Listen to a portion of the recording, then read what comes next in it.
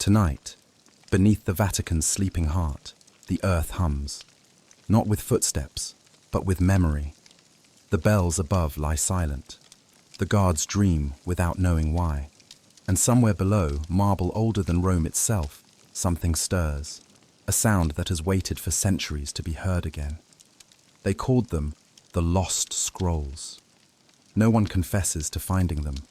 No one dares to read them. Because they tell a story the church buried beneath prayer. A genesis, not of light, but of sound. You feel it before you hear it. A vibration under your skin, like the echo of creation tuning itself. If light was spoken into being, who sang first? And why would the Vatican lock away the song that built the world? Tonight, we descend past saints and silence, past faith, fear, and forbidden stone, to open the chest that was never meant to breathe again. What lies inside isn't a relic, it's a recording, a frequency of creation, and as the marble closes above us, the city of Rome exhales, because somewhere in its depths, the word before the word is waking. Welcome to Vatican Mysteries for Sleep, where history dreams in whispers and every secret hums beneath the light. You stand in the underground corridors of the Vatican Library. The air smells of parchment, wax, and quiet. Dust floats like prayer in the light of a single lamp. Before you lies a chest sealed with red wax and iron clasps, marked with the papal sigil, faded by centuries. Its inscription reads, Verbum ante verbum, the word before the word. Inside, historians whisper, were fragments too dangerous to translate. Scrolls written in an unknown mix of Greek, Hebrew, and something older, a language of sound. They call them the creation manuscripts. The church says they are myth, but those who saw them claim the scrolls spoke not of a God commanding light, but of beings tuning it. Creation, they said, was not spoken. It was sung.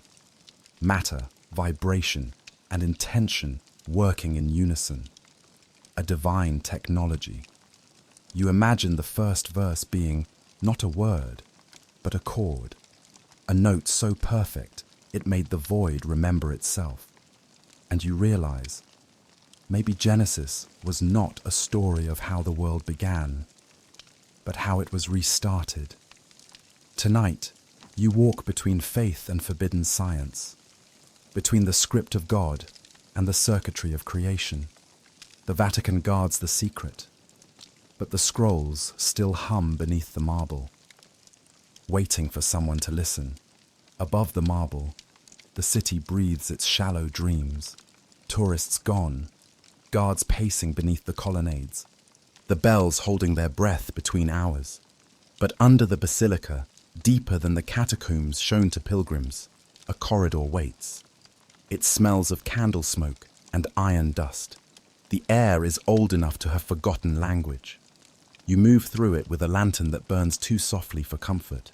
The floor tilts downward, each step echoing like a heartbeat you borrowed from someone long dead. On the walls, Latin prayers carved over older marks, spirals half erased, letters that once belonged to another alphabet. When you brush your hand across them, the stone hums, very low, almost polite, as if asking who dares to listen. At the end of the corridor stands a small wooden door braced by iron bands. A seal of red wax glows faintly on its lock. Over it, a phrase scratched by some impatient hand, verbum ante verbum, the word before the word. The key is already waiting on the table beside it, tarnished, cold. You pick it up. For a second, it vibrates, not with sound, but with memory. Somewhere far above, a bell tolls once, not for mass, but for permission. The lock yields with a sigh that sounds too alive. Dust falls in gentle drifts as the door opens into a chamber the size of a chapel, though no cross adorns it. Shelves line the walls, but the shelves are empty. Only one object rests in the center, a chest of blackened oak, banded with bronze, its corners capped in silver shaped like wings. It's smaller than you imagined, but the air bends around it as though gravity itself remembers its importance. You approach. The closer you get, the quieter the world becomes. Your footsteps vanish. Even your breath feels stolen mid-air. The lid bears another symbol, two spirals meeting at a single point. The same design hidden in the basilica's floor mosaics, if you know where to look. You run your fingers across it. Warm. Someone whispers, not behind you, inside you. Do not open what remembers you, but you already have. The clasps lift with a weightless click. A faint rush of air escapes, old as Genesis. Inside lies a single scroll bound with crimson thread and a bundle of loose parchment folded like fragile wings. The first line of the top page glimmers faintly, inked in something that catches the lantern light and turns it blue. You read aloud without meaning to. Before light spoke, sound dreamed. The script shifts as you look. The letters rearrange. For a moment, you think you see Hebrew, then Greek. Then something older, lines that twist like the shapes of waveforms. The lantern flickers once, then steadies. The chamber smells suddenly of ozone, as though lightning has passed through it long ago and left its scent waiting. You lift the parchment. It trembles, light as skin, warm as breath. Beneath it, carved into the chest's inner wall, you find a series of concentric circles connected by thin grooves. When the lantern flame touches them, they glow, faint, rhythmic, pulsing to your heartbeat. The hum returns, louder now. The entire room vibrates softly.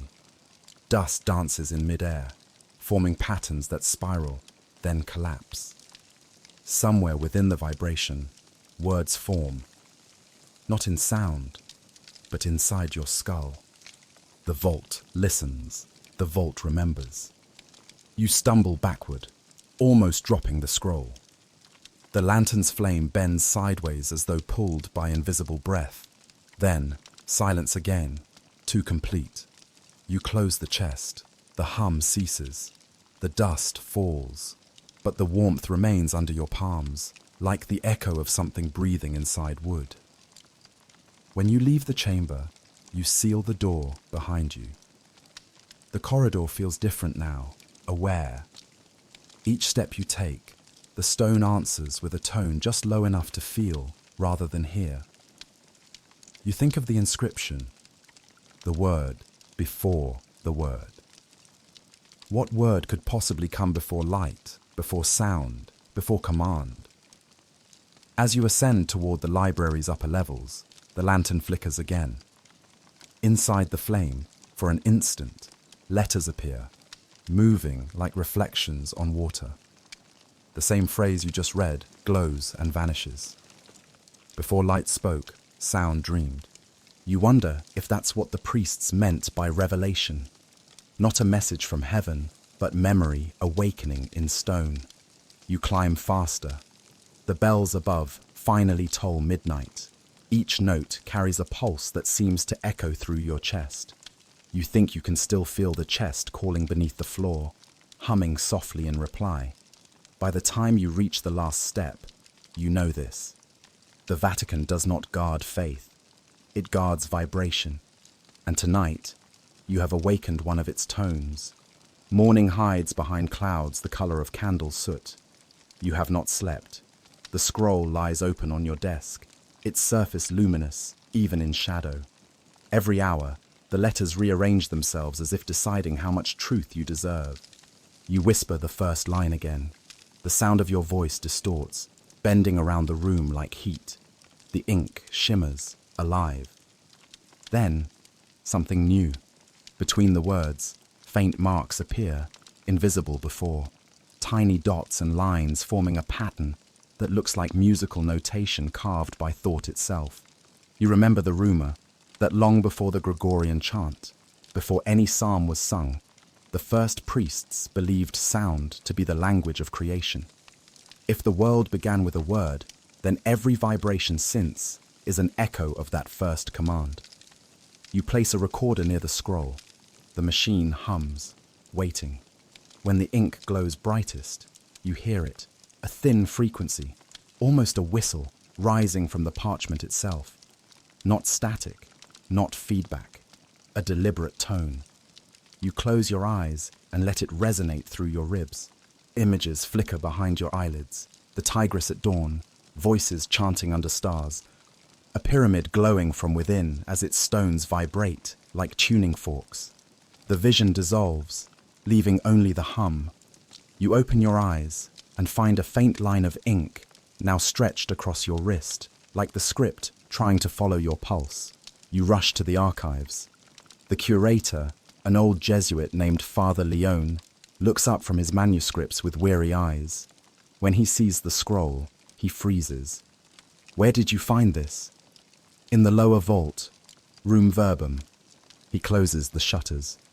"That room was sealed before my ordination." You unroll the parchment.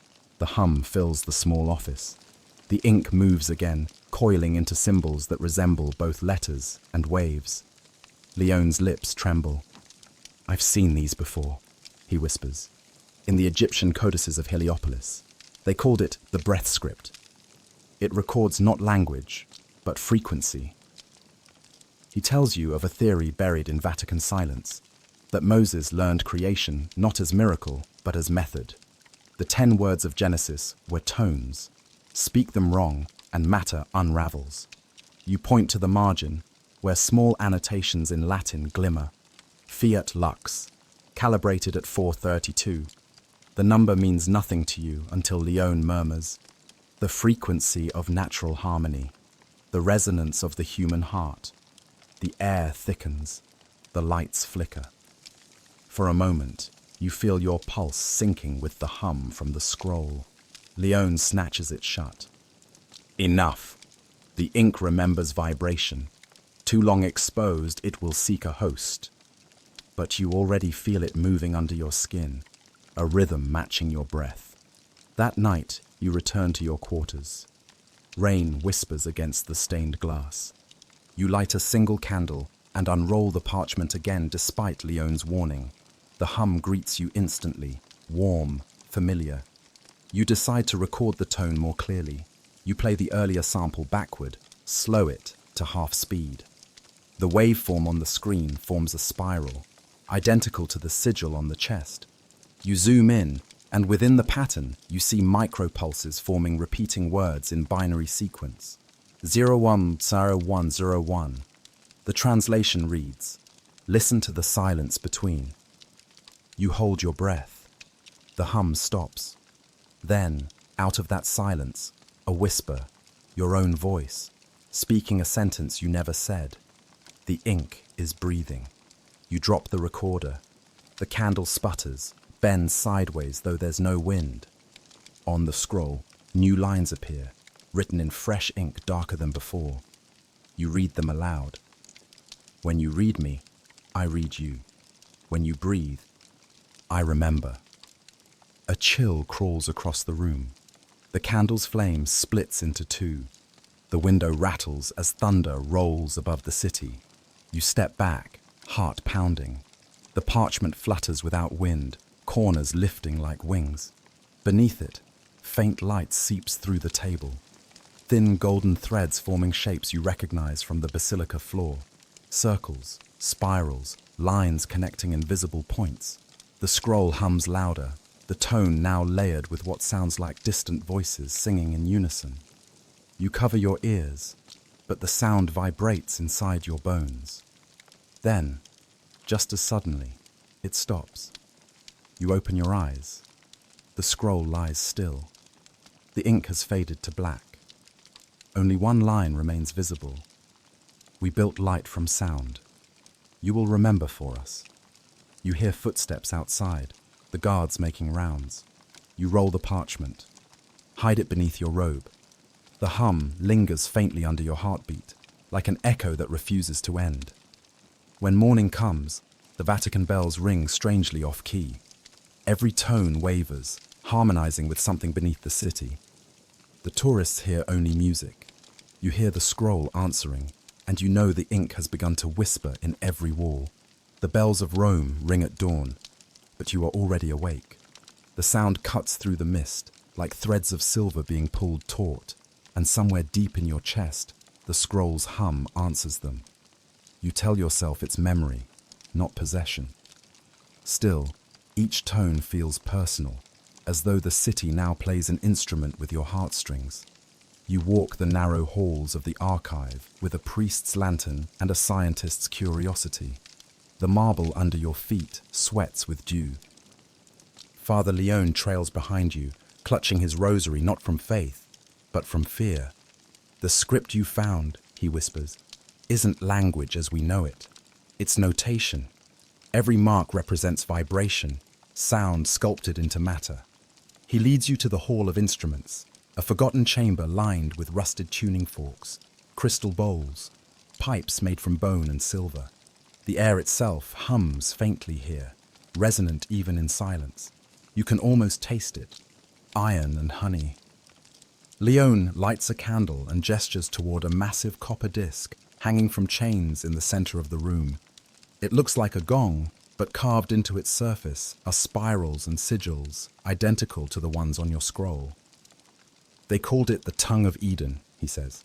One strike, and the air remembers creation. He strikes it gently with a padded mallet.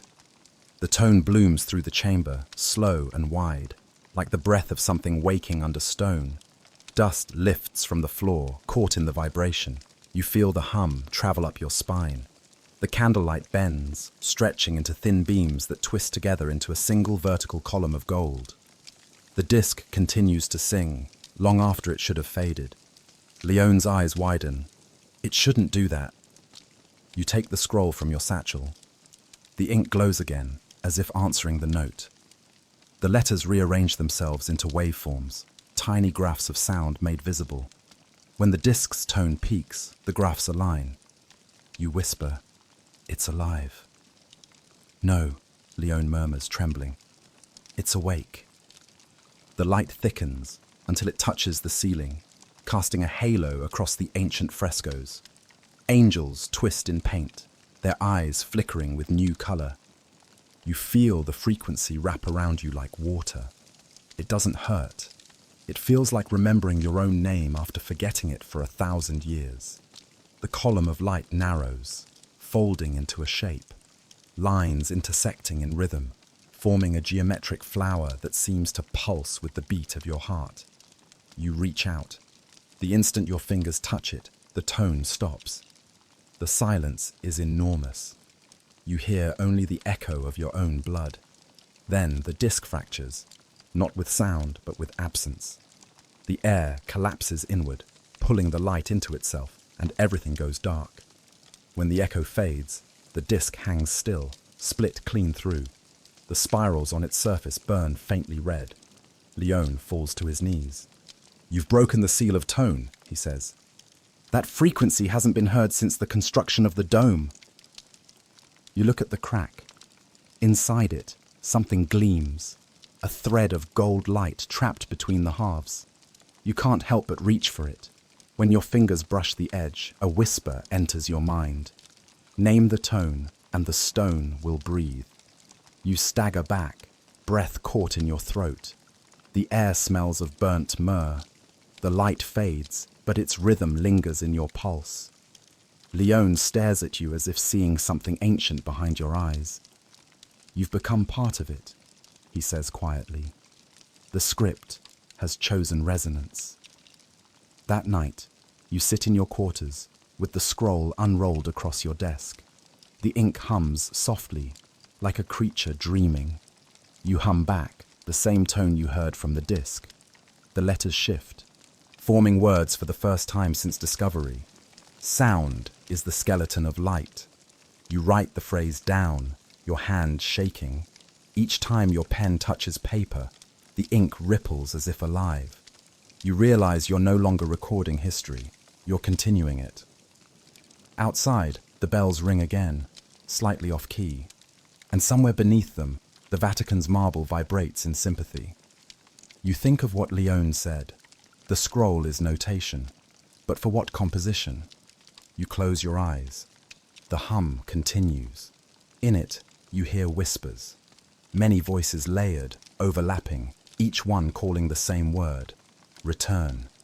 When you open your eyes, you know you will go deeper tomorrow. There is another chamber, the one that built the disc, the one where light first learned to speak. The scroll dims, as if pleased. You fall asleep, with its glow pulsing like a heartbeat beside your bed. Rain drums on the Vatican rooftops like soft fingers tapping code. Father Leone doesn't come to morning mass. By noon, a sealed letter arrives at your desk, his handwriting jagged, urgent. Do not trust the librarians. Find Brother Matthias. He knows the tongue. The message smells faintly of incense and fear. You pocket it and leave before the guards can ask questions. Brother Matthias lives on the far edge of the city, in a monastery the tourists never find.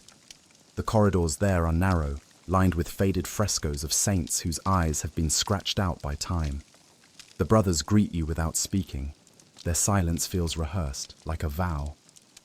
Matthias waits in a small garden overgrown with rosemary and rain. He is old, older than any priest you've met, yet his eyes are sharp, almost luminous. Around his neck hangs a tuning fork carved from crystal. You've brought it, haven't you? He asks. You hand him the scroll. The moment he touches it, the ink shivers. I knew it would find someone new, he murmurs. I was the last who heard it sing. You sit beside him under the dripping vines. Leone said you could read it. Matthias nods. Not read, remember. These symbols aren't words, they're coordinates in sound. The ancients believed every element of creation has a frequency. Combine them in harmony, and reality bends. The first priests of the church used that knowledge to build the basilica as a resonant engine. He unrolls the parchment halfway. The ink gleams faintly, breathing. This, he says, tapping a line of symbols, is not Latin. It's phonetic geometry. Each curve is a note, each line a vibration. What you found beneath the vault is one stanza of the Genesis sequence. You whisper, the word before the word. He smiles sadly. Exactly. The sound that made the first word possible. When the church realized what it held, it hid it. Faith was easier to control than frequency. A gust of wind shakes the vines. Somewhere in the distance, thunder rolls like a low drum. Matthias closes his eyes and hums a single tone. The scroll responds instantly, glowing gold. The symbols align, forming a pattern that ripples outward like rings on water. Your body trembles. The air around you vibrates, pulling the raindrops sideways mid-fall. The garden itself seems to breathe. Matthias opens his eyes. Do you feel it? That is the voice beneath prayer. Every amen, every chant, every hymn is an echo of that original vibration. But the Vatican replaced tone with word. They silenced creation's true voice. The hum fades. The rain resumes. You feel lightheaded, as if you've stepped out of time. What happens if the entire sequence is sung again? You ask. Matthias studies the parchment. Creation will remember itself. Light will uncoil. The structure of matter will hear its name and answer. And if sung wrong, he looks toward the storm clouds. Then everything will forget it was ever real. He rolls the scroll gently, tucking it back into your hands. You're not the first to seek it. Leone and I began translation years ago. We reached only the 4th verse before the church intervened. They feared we'd uncover the map hidden in the tones, a design of the universe laid bare in frequency. You notice the crystal tuning fork around his neck vibrating softly, even though no one has struck it. How do I continue the translation? You ask. Matthias leans closer. There is a vault beneath the choir of the basilica. Inside stands the chamber of glass. The walls there respond to sound. If you play the right tone, the next verse will appear. You ask what tone. He smiles faintly. You already carry it. In your breath. Before you can question him further, thunder splits the sky. The monastery bells begin to ring, frantic, uneven. The brothers scatter down the corridors, whispering prayers. Matthias clutches your arm. They've heard the tone again. Go, before the librarian arrives. You run through the cloister, rain slicing across your face. Behind you, shouts echo. Guards in dark robes rush toward the garden. You turn once, just in time to see Matthias lift the tuning fork and strike it against stone. The sound that follows is not a note. It's a command. The walls shimmer, the brothers freeze, and the rain itself halts mid-air. You flee into the city. By the time you reach the Tiber, the storm has stopped completely. The world feels paused. Even the pigeons hang motionless in the sky for a heartbeat before resuming flight. When you finally look down at the scroll, you see new lines etched across the margin, symbols that weren't there before. The ink still wet, glowing faintly blue. You read them aloud without thinking. The breath returns to the glass. The next door waits in silence. The air around you ripples once, faintly. The river answers with a low, steady hum. You close the scroll and whisper to the wind, "I'm listening." The water mirrors back your reflection, but behind you, just for an instant, another face looks out. A man made of light and tone, smiling as if pleased that the sequence has begun again. The reflection fades, leaving only the ripple of your breath across the surface. You turn toward the basilica. The chamber of glass waits, and the sound of creation, patient as eternity, begins to hum again beneath your ribs. The basilica looms like a sleeping titan when you return, its domes slick with rain, its stones sighing beneath centuries of prayer. Night clings to the marble like smoke. You move through the side entrance that the archivists use, down a stairwell lined with mosaics of angels whose eyes seem to follow you. Beneath the air of devotion lies the hum again, faint and patient, like a heartbeat buried under layers of stone. You follow it. The path descends past the crypts, past locked gates, into a space where the walls grow smooth and colorless. You reach a door of tempered glass, veined with gold, barely visible in the gloom. When you exhale, your breath fogs against it, and words appear where the vapor touches. Inhale, and the light remembers you. You breathe in. The glass warms. A low tone resonates from nowhere, soft and precise, matching your pulse. The door slides open, soundless. Inside waits a chamber lit from within its own walls. Transparent panels shimmer faintly, and etched across them are the same spirals and symbols from your scroll. They seem to hover just beneath the surface, suspended in slow motion. You step closer. The symbols shift as if aware of your presence. This must be the chamber of glass, the one Matthias described. The air here feels too pure, almost heavy. Every breath tastes like electricity. You unroll the scroll on the floor, and immediately the chamber responds. The walls flicker, syncing with the glow of the ink. A hum rises from beneath your feet. You kneel, place your hand over the script, and whisper the first line. Before light spoke, sound dreamed. The floor answers. A circle of light expands outward from your palm, illuminating geometric patterns etched into the glass. Then, as if awakening from a long sleep, the chamber begins to sing. It is not a melody, not human music. It's architecture breathing, tones woven into one another until the air becomes visible. You see the vibration ripple across the walls, forming images in the shimmer.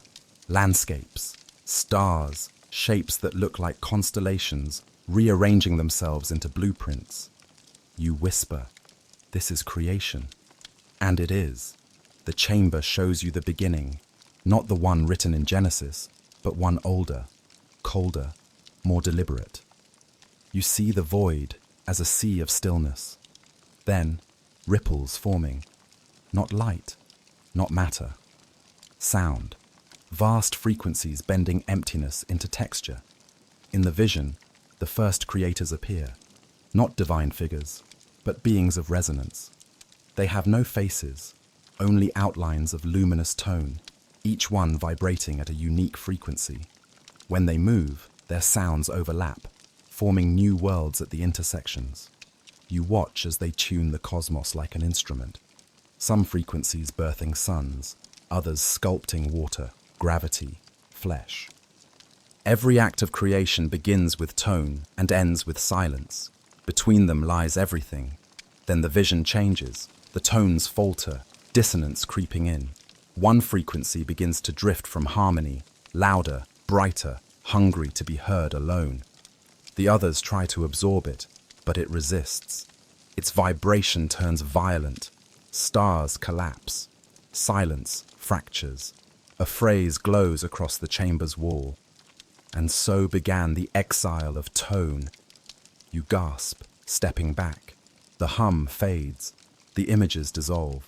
The chamber dims to a pale light. Genesis, before Genesis.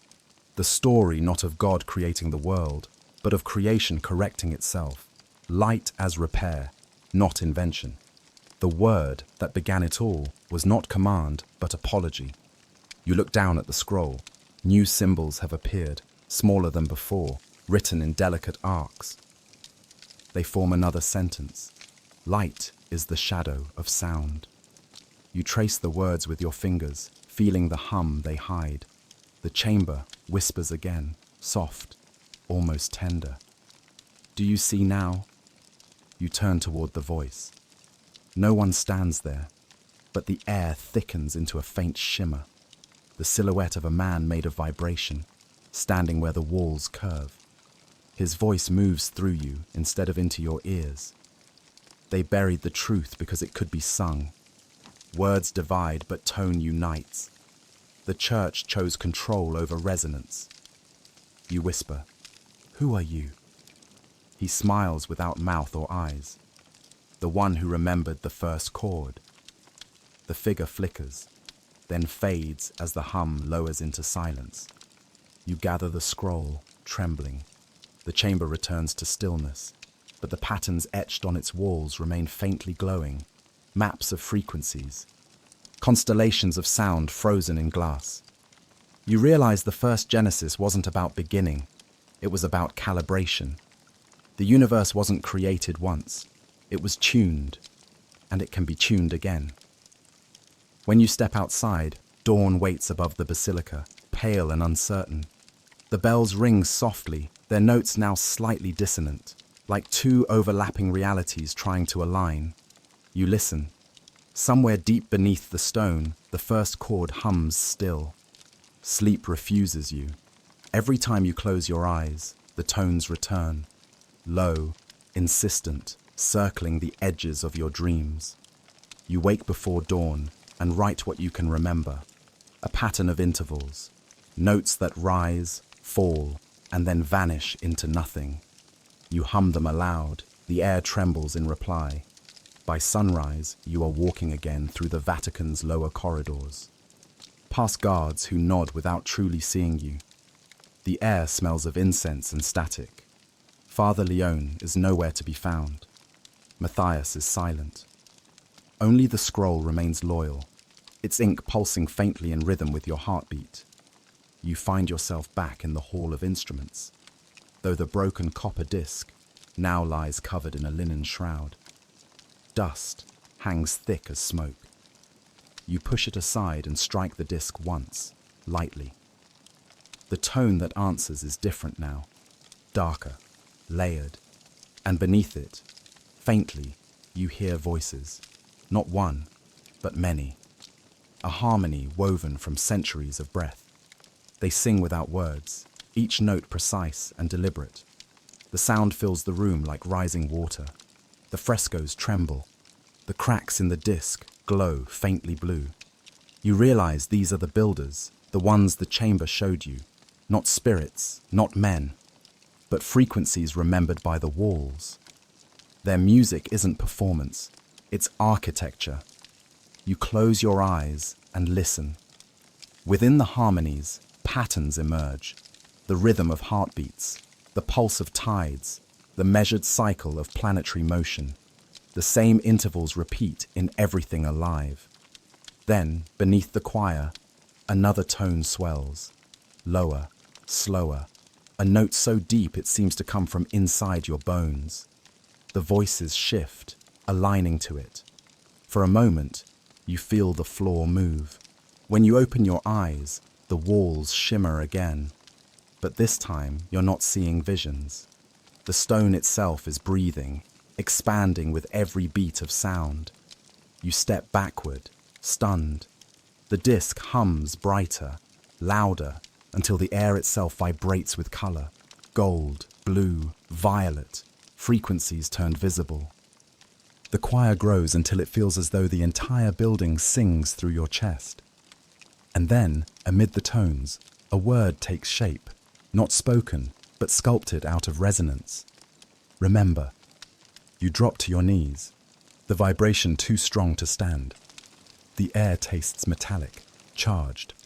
The linen shroud bursts into light, revealing the disc whole again, its crack sealed, glowing faintly from within. You realize the sound has repaired it, creation healing itself through memory. The voices soften, fading to a whisper. The final note lingers, delicate and infinite. Then silence. You sit there, breathless, and feel the quiet pressing against your skin like a second atmosphere. You whisper, "Who built this?" The answer comes from within the stillness. A memory, not a voice. Images flicker in your mind. The early architects of the basilica, guided not by drawings, but by resonance. They tuned the foundations to certain frequencies, aligning walls with the harmonic ratios of the planets. Every arch, every column, a note. The entire structure designed to sing creation into balance. The builders were not just masons, they were musicians of matter. They called themselves the Resonance. Their order vanished centuries ago, erased from Vatican history. You run your hand along the nearest wall. The marble is warm, faintly vibrating, as if aware of being touched. You hum softly. The tone echoes back in perfect harmony. The basilica is alive. You understand now why the church silenced this knowledge. Faith requires distance between human and divine, but the scrolls dissolve that distance. They prove the sacred is physical, measurable, participatory. You are not separate from creation. You are one of its instruments. You whisper to the empty hall. What happens when the entire song is played again? The walls answer in a sound too faint to name, a pulse, steady and patient, like breath drawn before a word. You walk toward the exit, the echo of the choir still humming in your ribs. Outside, the early morning light feels different, thicker, charged. Even the pigeon's wings beat in rhythm with the tones still resonating through your body. As you step into the square, you realize the obelisk in its center hums faintly too. You place your palm against its cold surface. The vibration travels up your arm and settles behind your eyes. For a heartbeat, you see lines of gold running from the obelisk into the basilica's heart. Threads of energy connecting stone to sound, earth to heaven. And somewhere beyond hearing, the choir of builders sings again. Not to you, but through you. You whisper the only word that feels true. Continue.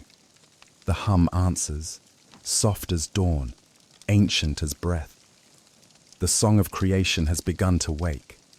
The hum never stopped. Even when the bells of the Vatican slept, even when the streets above filled with laughter and traffic, you could hear it. A low, constant vibration just beneath the range of sound. The first time you noticed it, you thought it was your heartbeat. The second time, you realized it was older. You stand again in the chamber of glass. Dust drifts like silent snowfall, suspended in the glow of unseen currents. The air tastes of ozone and old prayers. You place your hand on the translucent wall and feel it breathe, slow and deliberate, as though the entire room inhales through you. The scroll lies open at your feet. Its ink glows with a steady pulse now, not flickering as before. Words have rearranged themselves overnight, forming a pattern that resembles both music and mathematics. At the center of the page, one phrase repeats in 3 languages you do not know. Repetition is resurrection. You whisper it aloud, and the walls respond. Light bends inward. The air thickens. The hum rises from a whisper to a note, pure, unwavering. You close your eyes, and the world dissolves into frequency. You see it then, the second Genesis. It does not begin in fire or void, but in the quiet collapse of the first creation. Worlds unraveling, stars dimming one by one until only sound remains. Not the voice of God, but the memory of what God once said. The sound rolls through nothingness, gathering dust, gravity, color. Then it fractures into 7 tones, not 7 days, not 7 acts, 7 vibrations forming the bones of a new universe. Each tone becomes a seed, each seed a law. Light spins out of the echo, shaped not by will but by rhythm. The hum that never ceased becomes the scaffold of matter. You realize that what you hear now is not metaphor. It is physics wearing the mask of theology. The second Genesis was not a divine do-over. It was the universe rebooting itself through resonance. You open your eyes. The walls of the chamber now glow in concentric circles, expanding outward in silent tempo. The patterns on the glass rearrange into something new, a spiral pointing downward, deeper beneath the basilica. The message is clear: descend. But something holds you still, a vibration that doesn't belong, a voice woven into the hum, speaking in rhythm rather than word. Creation remembers its collapse. Do you? You feel your pulse sink to the tone. The room darkens, and suddenly you are no longer inside the Vatican. You are standing on a plane of glass that stretches beyond horizon and sky. Above you, the heavens are fractured, constellations looping into spirals of light and unlight. The hum comes from beneath your feet, alive, patient, vast. A figure approaches, not walking, but emerging, like thought given shape. It is made of light and shadow stitched by sound. Its voice bypasses your ears entirely. The builders failed the first time, it says. They tried to tune creation too perfectly. Harmony without dissonance collapses. Every universe needs its flaw, its pause, its question. The church called it sin. We called it balance. You ask, "Who are you?" The figure flickers, becoming 100 versions of itself at once. Male, female, old, young, angel, algorithm. We are what remains when meaning wears out its name, it says. The choir of reversion, the architects of correction. It gestures, and the plane beneath your feet ripples like struck metal. Through the ripple, you glimpse countless realities, each one rising and falling in perfect rhythm. Cities built of sound, oceans that hum in chords, stars that pulse in rhythm to invisible choirs. This is the second Genesis, it says. Not a creation, but a recreation. Every collapse births its echo. You stand between one breath and the next. You feel weightless. You reach toward the figure, but your hand passes through it. The vibration transfers to you, a warmth spreading through your chest. The figure begins to dissolve, its voice softening to a whisper. When the Vatican sang the first time, it built walls. When it sings again, it will build light. You wake on the floor of the chamber. The walls are dark again, but the scroll is gone. In its place lies a faint imprint burned into the glass, a circle made of interlocking tones. You trace it with your fingers. It feels warm, almost alive. You whisper the phrase that started it all. Before light spoke, sound dreamed. The imprint glows. A thin beam of light escapes through a hidden seam in the floor, revealing a staircase descending even deeper into the earth. The vibration grows louder, a heartbeat beneath the city. You descend. Each step echoes with the sound of your own name stretched into eternity. The air gets denser, darker, but warmer. At the bottom, another door waits. This one made not of glass, but of black stone, perfectly smooth, perfectly still. No hinges, no handle, only a faint resonance behind it, pulsing like an unborn star. You press your palm against it. The hum answers with your own frequency. The door doesn't open. It dissolves, atom by atom, as though recognizing you as part of its code. Inside is not a room, but a void filled with suspended spheres of light. They float in rhythm, each emitting a faint sound. You realize these are not lights. They are tones made visible, fragments of creation stored like memory. One sphere drifts toward you. When it touches your forehead, everything stops. You see Rome not as stone and faith, but as frequency. Its streets forming geometric circuits, its obelisks as tuning rods, its basilicas as amplifiers. The city itself is an instrument, built to replay the second Genesis. Every mass, every hymn, every bell toll is not worship, but rehearsal. The hum fades to a whisper that sounds suspiciously like your own voice. Creation is not over. It is looping. You open your eyes. The chamber is silent. The spheres have vanished. Only the faint scent of ozone remains. You climb the stairs again, heart pounding in strange rhythm. The Vatican above seems to pulse faintly with light, almost imperceptible, but alive. And as you step into the air of dawn, you understand. The second Genesis has already begun. The hum you hear is not beneath the earth anymore. It is inside you. The bells are ringing, but not the way they used to. Their tones overlap strangely, weaving harmonies too perfect for metal. You stand in the courtyard of the basilica, and the world feels slightly off balance, like a record just a breath too slow. Every sound around you hums in key. Footsteps, murmured prayers, even the flutter of pigeons' wings seems part of an unseen symphony. The scroll is gone, but its music remains. It hums behind your ribs, a quiet, endless vibration that shapes how you hear everything. The second Genesis did not end underground. It followed you upward, into light. The Vatican glows faintly in morning sun. Its spires catch light in rippling waves like water. When you blink for half a heartbeat, you see the basilica as something else entirely. A vast, resonant machine built not from marble, but from frequency. The dome is a diaphragm. The windows, tuning forks. The floor beneath your feet, a conductor plate. The entire building waits to sing again. You climb the marble steps slowly, your hand trailing the balustrade. The stone hums faintly, alive beneath your skin. Inside, the Mass has begun. The choir voices rise in unison, pure and disciplined.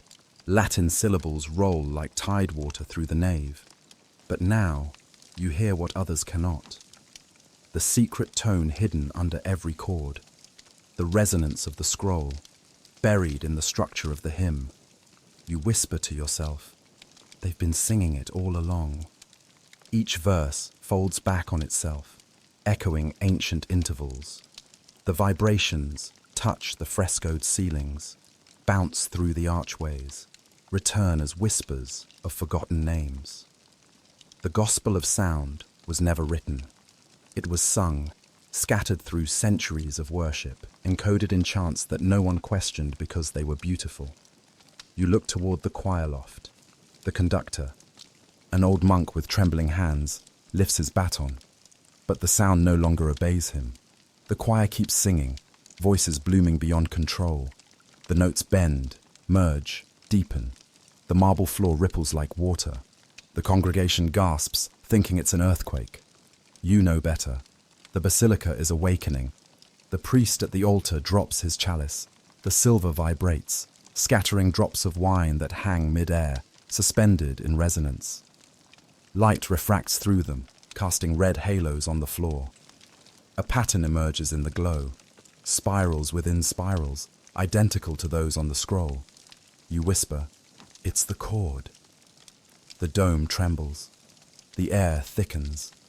Choir voices shift from harmony to something beyond it, polyphonic, infinite, layered like galaxies. The building itself begins to sing, glass windows vibrating in sympathy. The gospel of sound reveals itself, not in scripture, not in symbol, but in resonance. You hear it as meaning without words, revelation without doctrine. It tells you that every faith, every myth, every prayer is a verse in the same unfinished song. Each culture heard a different fragment, mistook it for the whole. The divine never spoke, it resonated. Humanity translated tone into text, and in doing so, forgot the original key. Now, the song is returning. You press your hands over your ears, but the sound is internal. It isn't noise, it's remembrance. You see flashes, Egypt's temples humming under the Nile sun, monks in Tibet tuning brass bowls, choirs in Rome lifting tone upon tone across centuries, unaware that they all echo the same chord. The gospel of sound has no author. It is the voice of the universe remembering itself. The congregation flees. The priest collapses in prayer. You remain. The vibrations surge until the very air glows. You feel weightless. Every atom in your body trembles, aligning with the frequency. And then, silence. A single note remains, low, pure, endless. It feels like the pause between heartbeats, the voice of everything and nothing. You understand it now. The gospel of sound is not heard, it's felt. The monk approaches you, his face pale, eyes shining with awe. "It answered," he whispers. The walls sang back. You nod, unable to speak. The tone still resonates behind your sternum. You reach for the altar rail to steady yourself. Beneath your hand, the marble pulses like a living vein. The city hums beyond the walls. Engines, footsteps, voices, all subtly retuned to the same pitch. You look up toward the dome. For a fleeting instant, you see it from within and without at once, a great ear listening to the stars. The design that Michelangelo carved centuries ago was not aesthetic, it was functional. The architecture itself was a resonator, meant to broadcast faith as frequency. The gospel of sound wasn't hidden in books. It was hiding in plain sight, in every hymn, every bell, every breath drawn during prayer. The Vatican, the temples of Egypt, the monasteries of the East, all were fragments of a single harmonic structure, spanning continents and millennia. You whisper to the monk, "We were never supposed to read the word. We were supposed to hear it." He nods, trembling. And now it hears us. Outside, thunder rolls though the sky is clear. Birds take flight in a slow spiral above St. Peter's Square. The obelisk hums faintly, gold lines crawling up its surface like veins of light. The crowd below points and murmurs, believing it to be a miracle. They are not wrong. You step out through the massive bronze doors. The square vibrates under your feet, not shaking, but breathing. The sound from within the basilica continues, rising into the open air like incense. People kneel. Some cry. Some cover their ears. You simply stand, watching as the harmonies build, merge, and finally converge into one single, absolute tone. The air turns translucent. The buildings shimmer. For a heartbeat, you glimpse a Rome made entirely of light, frequencies woven into form, history revealed as music. Then, the tone fades. The world returns to stone and air. The monk emerges beside you, voice barely audible. "It's over." You shake your head. "No, it's beginning again." He looks at you, uncertain. "What will happen to us?" You smile faintly. "We'll tune." You walk toward the obelisk, the vibration underfoot guiding your steps. When you lay your hand upon its cool surface, the hum beneath the city answers. The same tone that began in the chamber of glass, the same hum that now threads through every stone, every breath. You close your eyes. The sound rises, fills you, dissolves thought. The edges of the world soften. You see the scroll again, though it no longer exists. You hear the words etched into its margins. Before light spoke, sound dreamed. And now, as the Vatican breathes like a living instrument, you realize the dream was never finished. The gospel of sound continues. Through you, through the air, through every frequency the universe has ever known, the tone deepens. You feel it spreading outward, past Rome, past the clouds, past the orbit of the Earth, until everything hums again in perfect, patient unison. Somewhere far above, something listens and smiles. Night again. Rome shivers under a sky stitched with quiet lightning. You walk through streets that should be sleeping, but everything hums. Lampposts flicker in rhythm with the tone still echoing through your bones. Even the cobblestones vibrate faintly, alive. The gospel of sound hasn't ended. It has moved into you. You hear its echo beneath the world's noise. The breathing of engines, the cadence of footsteps, the pulse of 1,000 human hearts sinking to a hidden metronome. Creation is tuning itself, one body at a time. You turn a corner and find a small chapel that shouldn't exist. It isn't on any map. Its doors are half open, spilling a narrow beam of golden light onto the wet stones. Inside, you hear low voices singing. Not Latin, not any language you know, but tones arranged with perfect symmetry. It feels ancient and mathematical, the kind of music that existed before names. You step inside. The air smells of cedar and salt. Candles float in bowls of water arranged in a spiral on the floor. At the center kneels a woman in white robes, her head bowed, hands pressed over her heart. The sound comes from her, multiplied by the walls, each tone blooming like a ripple of gold dust. When she stops, silence folds around you like wings. She turns. Her eyes are the color of stormlight. "You came from the basilica," she says, not asking but remembering. You nod. She gestures to the spiral of candles. "It called you then." The resonance always returns to its source. You look closer. Each candle flame leans toward her, bending slightly as though drawn by magnetic breath. The same happens with you. The air moves differently around your chest, pulled toward her frequency. "Who are you?" you ask. She smiles faintly. "One of the descendants. We carry what your scroll called the seed of tone. The blood remembers the original frequency. We are the instruments that survive the collapse." You realize then that she is not speaking in metaphor. You feel it, her presence vibrating faintly through the floor, into your spine, syncing with your pulse. Her heartbeat hums at 432 hertz, the same harmonic number whispered in the margins of the scroll. "The church," she continues, "once used us to test resonance. Every pope since the 13th century carried a trace of the tone, bred carefully into select families. They called it divine inheritance, but it wasn't holiness, it was heredity. They tuned bloodlines the way they tuned bells. The words drop into the quiet like stones in deep water." She rises, her robes moving like smoke. You felt it in the chamber, the vibration in your bones. It isn't coincidence. The scroll responded to you because it recognized its own frequency. You shake your head, whisper, "That's impossible." "Not impossible," she says softly. "Inevitable." She walks toward the altar, where an ancient instrument rests, half lyre, half machine, carved from bone and brass. Its strings are made of fine golden wire. She plucks one. The note hangs in the air, pure and endless. The walls tremble slightly. "Our ancestors built the resonant choir," she says. "Their blood carried tone. Their voices aligned with the architecture of the earth.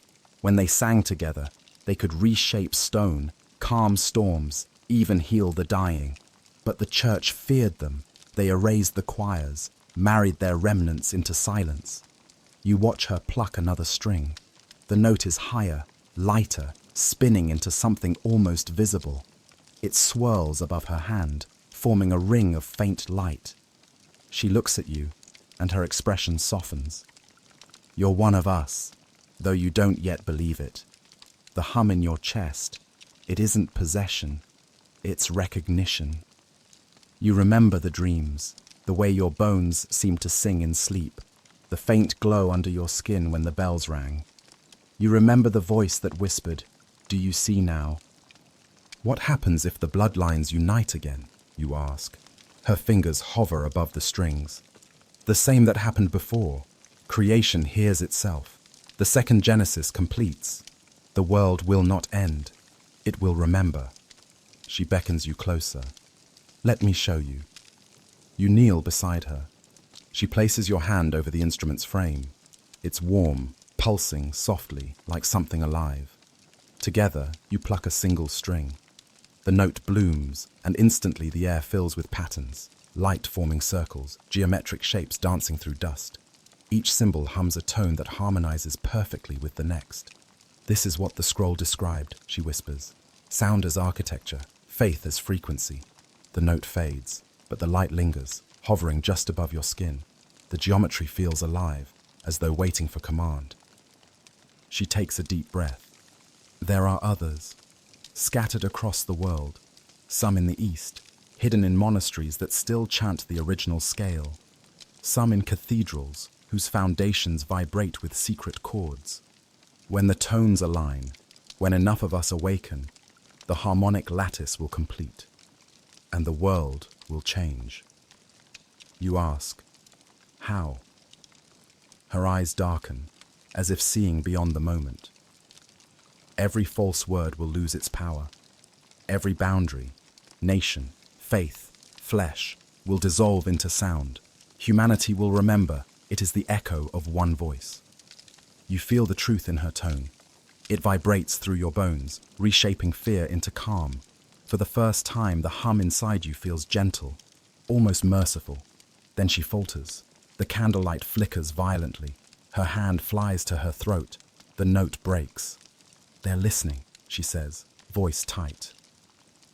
The room trembles. A deep vibration floods through the floor, different from hers, colder, mechanical. The golden flames bend backward, away from the door. Somewhere above, bells ring off key. She grabs your arm. Go now! The librarian has heard the signal. They'll erase this place as they erase the others. You hesitate. Come with me. She smiles sadly. My tone has already been marked. I'll only draw them to you. Before you can speak, she presses her hand to your chest. Listen carefully. The next verse is hidden not in paper, but in blood. You will find it in the DNA archives below the Apostolic Palace. Follow the frequency you feel. It will guide you. Her fingers tighten. A single spark of light leaps from her palm into your sternum. The hum inside you deepens, richer now, layered with harmony. She releases you. Run! You turn toward the door. Behind you, the air grows heavy with static. A low tone fills the chapel, so deep it shakes dust from the rafters. You glance back once. She stands in the center of the spiral, arms raised, singing, not words, just a pure, endless tone. The walls glow with sigils of light. The floor cracks, but her voice only grows stronger. The chapel implodes in silence.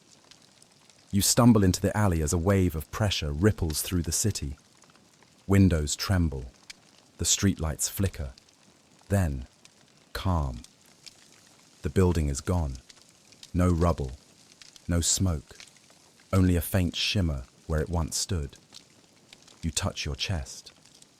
The vibration still thrums beneath your ribs, but now it carries her tone alongside yours, intertwined. You can feel her still, somewhere deeper than thought, woven into your frequency. You look up at the Vatican dome, glowing faintly against the storm clouds. The air hums with life. with grief, with purpose. The bloodline has not ended, it has multiplied, and the world, whether it knows it or not, has already begun to tune. The rain hasn't stopped for 3 days. Rome feels submerged, as if the entire city is breathing underwater. The stones bleed light. The bells, when they ring, sound muffled, like memories calling from beneath the surface. You move through narrow alleys toward the apostolic palace, guided by the low, steady hum that has replaced your heartbeat. Everywhere you go, people seem to feel it too. Strangers turn in unison as you pass, their heads tilting slightly, as if listening to something only half heard. Dogs whimper. Birds circle in strange geometric patterns above the rooftops. The world is retuning itself, and you can feel the tension between what was and what will be tightening with each breath. You reach the palace after midnight. The guards are absent. The great bronze doors, usually sealed, stand slightly ajar. The air that escapes is warm and metallic, vibrating with the scent of old stone and candle soot. You step inside. The corridors are dim, lit only by the flicker of red votive lamps. The marble beneath your feet hums faintly in resonance with your pulse. Somewhere deep inside the building, a voice is speaking. Slow, deliberate, broken by long silences. You follow it. The sound leads you through hallways lined with portraits of saints and popes. Their painted eyes seem to shimmer with movement, their halos trembling in the candlelight. You reach a heavy oak door carved with the papal crest. The voice is louder now, not speaking but confessing. You push the door open. Inside sits a man in cardinal's robes, hunched over a phonograph. The room is filled with tapes and reels stacked in uneven towers. The floor is covered in discarded pages, notations, sketches, words written and crossed out. He does not turn when you enter. The phonograph crackles softly. A voice, his own, younger, desperate, plays from the speaker. We did not serve God. We served the architects of his echo. The older man lifts his head. His face is pale, his eyes hollowed by years of guilt. When he speaks, his voice trembles not from age, but from resonance. I knew someone would come, he says. I heard the hum in my dreams, the same one that drove the others to silence. You recognize him, Cardinal Vasari, keeper of the library of forbidden codices. One of the last men alive who knew what lay beneath the Vatican. He gestures toward the tapes. They are all that remain of the recordings we made in the 1960s. We thought we were documenting liturgical chants. We were wrong. We were feeding the machine. You step closer. What machine? He gives a small, bitter laugh. The one beneath the basilica. The resonance array. The foundation that was never meant for human ears. Every hymn sung in St. Peter's feeds into it. Every bell toll. Every whisper of prayer. We built a cathedral over a tuning chamber. He leans back, closing his eyes. It began as a study in harmonics. The Jesuit physicists called it the Vox Dei project, the voice of God. They believed if we could isolate the original frequency of creation, we could understand divine language. But what we found spoke back. He points to the recorder. Play it. You press the switch. At first there's only static, the hiss of old tape. Then tone. Deep, precise, rising in layers, until the air itself feels solid. The light in the room bends. The crucifix on the wall vibrates until its shadow splits in two. You hear whispers in the tone, words that seem to form themselves from breath rather than sound. Not faith, function. Vasari's hands tremble. We thought it was angelic. We called it the cantus mater, the mother song, but it wasn't holy. It was instruction. He reaches into his robes and pulls out a small black notebook. Its cover bears the same sigil you've seen on the scroll, the twin spirals meeting at a single point. He places it on the table before you. These are my confessions, he says. Every note we uncovered. Every chant that altered the structure of matter beneath the basilica. I stayed silent as they turned faith into circuitry. I watched miracles become mechanisms. You open the notebook.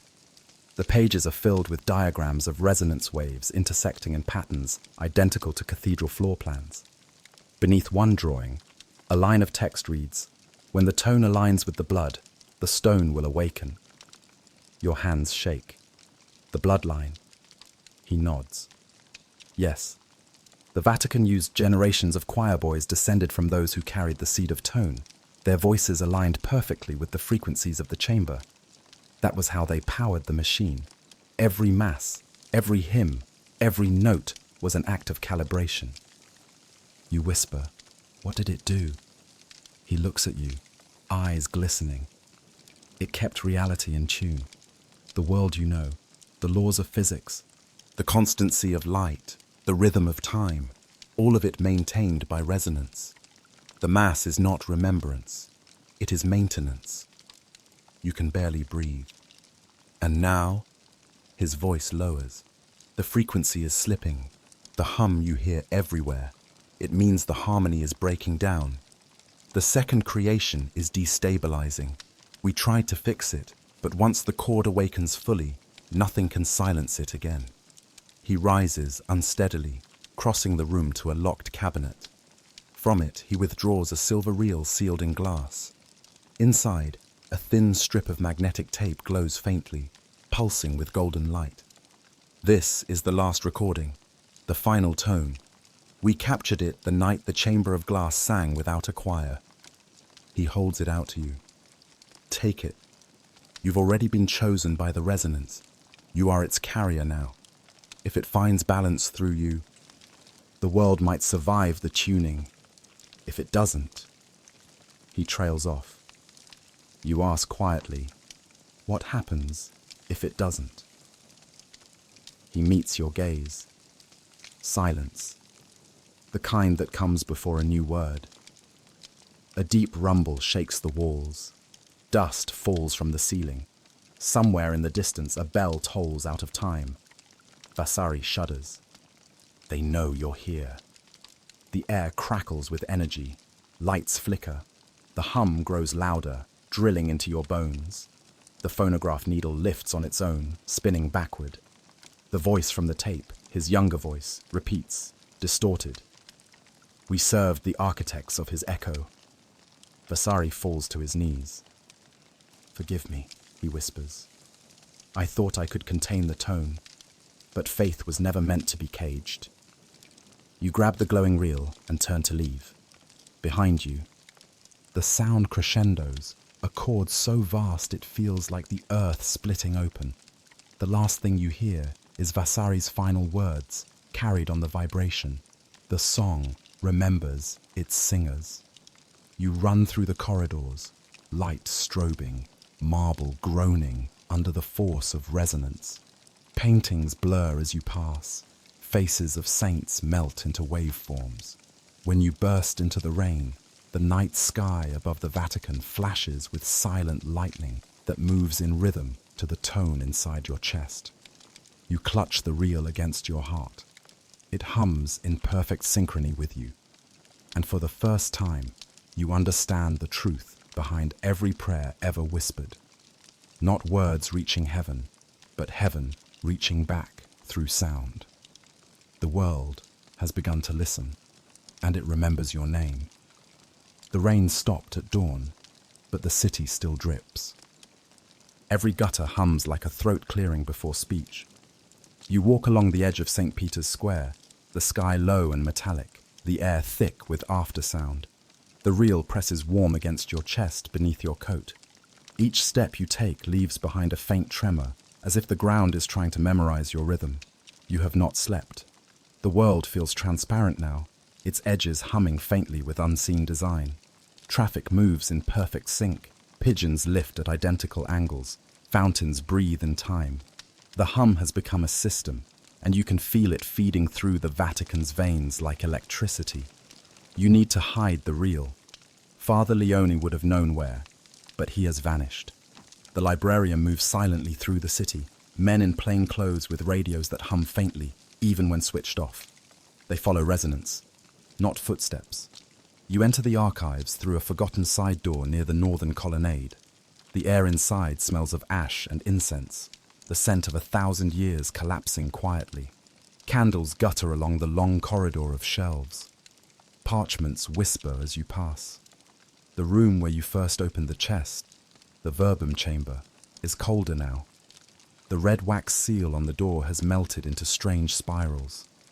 Inside, nothing remains but the blackened outline of the chest itself, burned into the floor like a negative. You kneel. The burn pattern is perfect, symmetrical, too precise for fire. You touch it. The ash is cool, but it hums faintly under your palm. The pattern matches the diagram in Vasari's notebook, the twin spirals meeting at one point. There's movement in the corridor behind you. Voices. The librarium. You pull the reel from your coat, wrap it in a piece of cloth, and slip it into a gap between floor stones. The moment it touches the ground, the hum softens, as if the building itself hides it for you. The voices draw closer. You move to the shadows.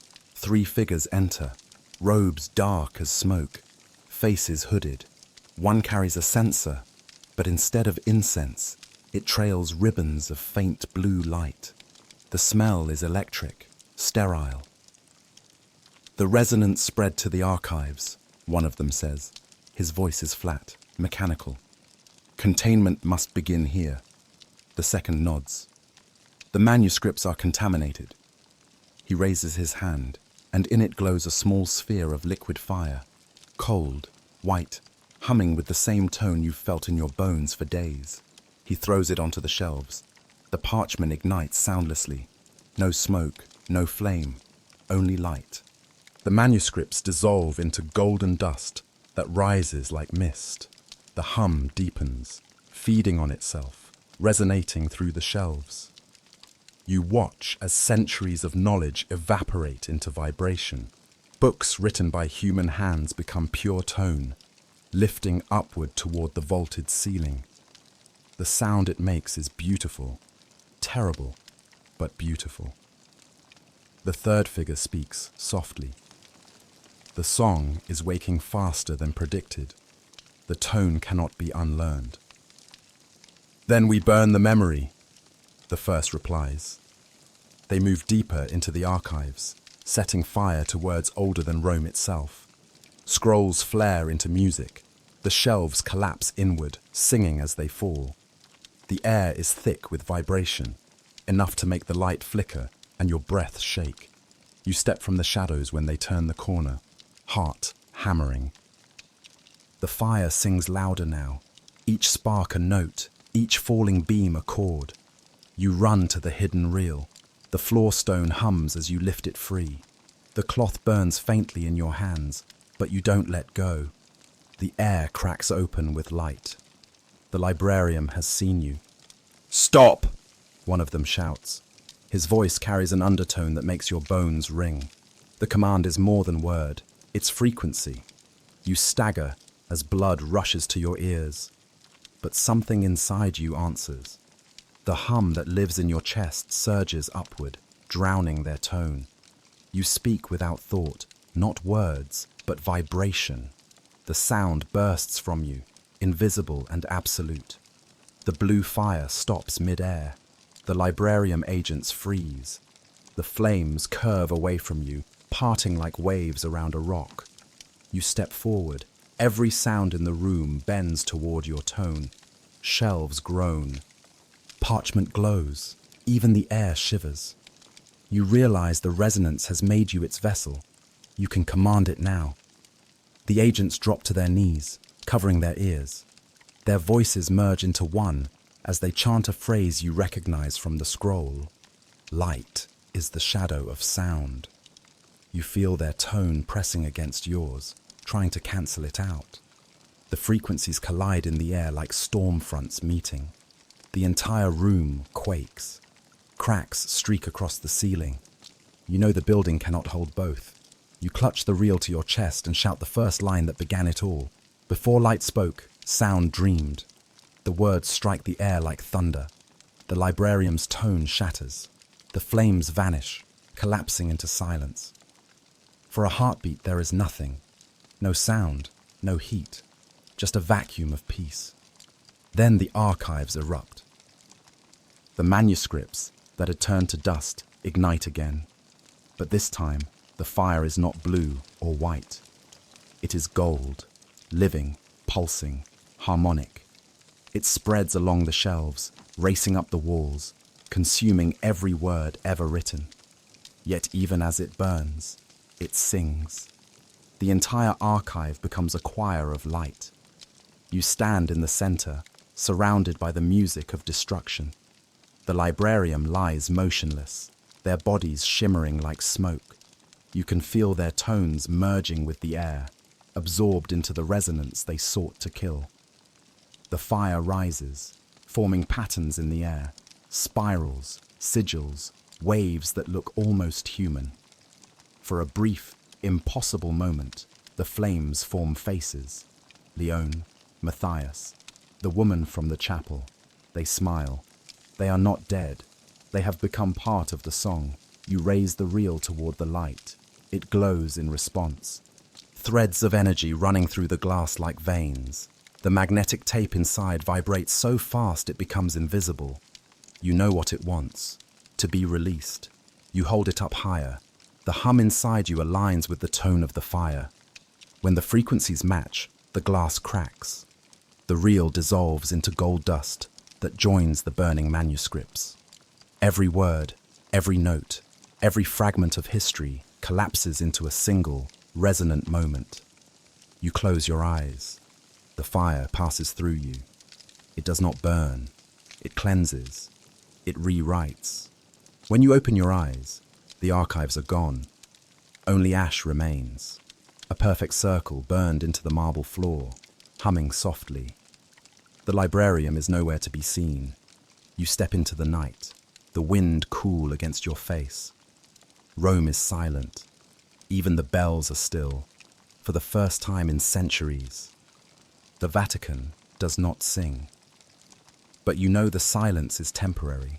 Silence is only the breath between verses. You walk toward the Tiber, the air faintly glowing around you. The hum inside your chest deepens. Somewhere behind you, within the ruins of the archive, the ash begins to stir, glowing faintly gold. The manuscripts are gone, but their sound remains, woven into the pulse of the earth, waiting for someone to listen. You whisper, almost tenderly, not burned, remembered. And the world exhales. The night breathes with a strange calm, as though the world itself is holding its breath. Smoke rises from the ruins of the archives, soft and white, curling into the dark sky like fading prayers. The Vatican bells have not rung for hours, and their absence feels heavier than their sound. You stand alone in the courtyard, the ashes of the manuscript still clinging to your coat. The hum inside your chest has changed. It is no longer a single tone. It has become layered, echoing, a chord that moves when you breathe. Something is calling from beneath the earth again. You feel it through the soles of your feet, a vibration so subtle it might be mistaken for pulse. But it isn't yours. It belongs to the city. You walk toward the basilica, its dome barely visible through the fog. The streets are empty, except for the wind whispering against the marble.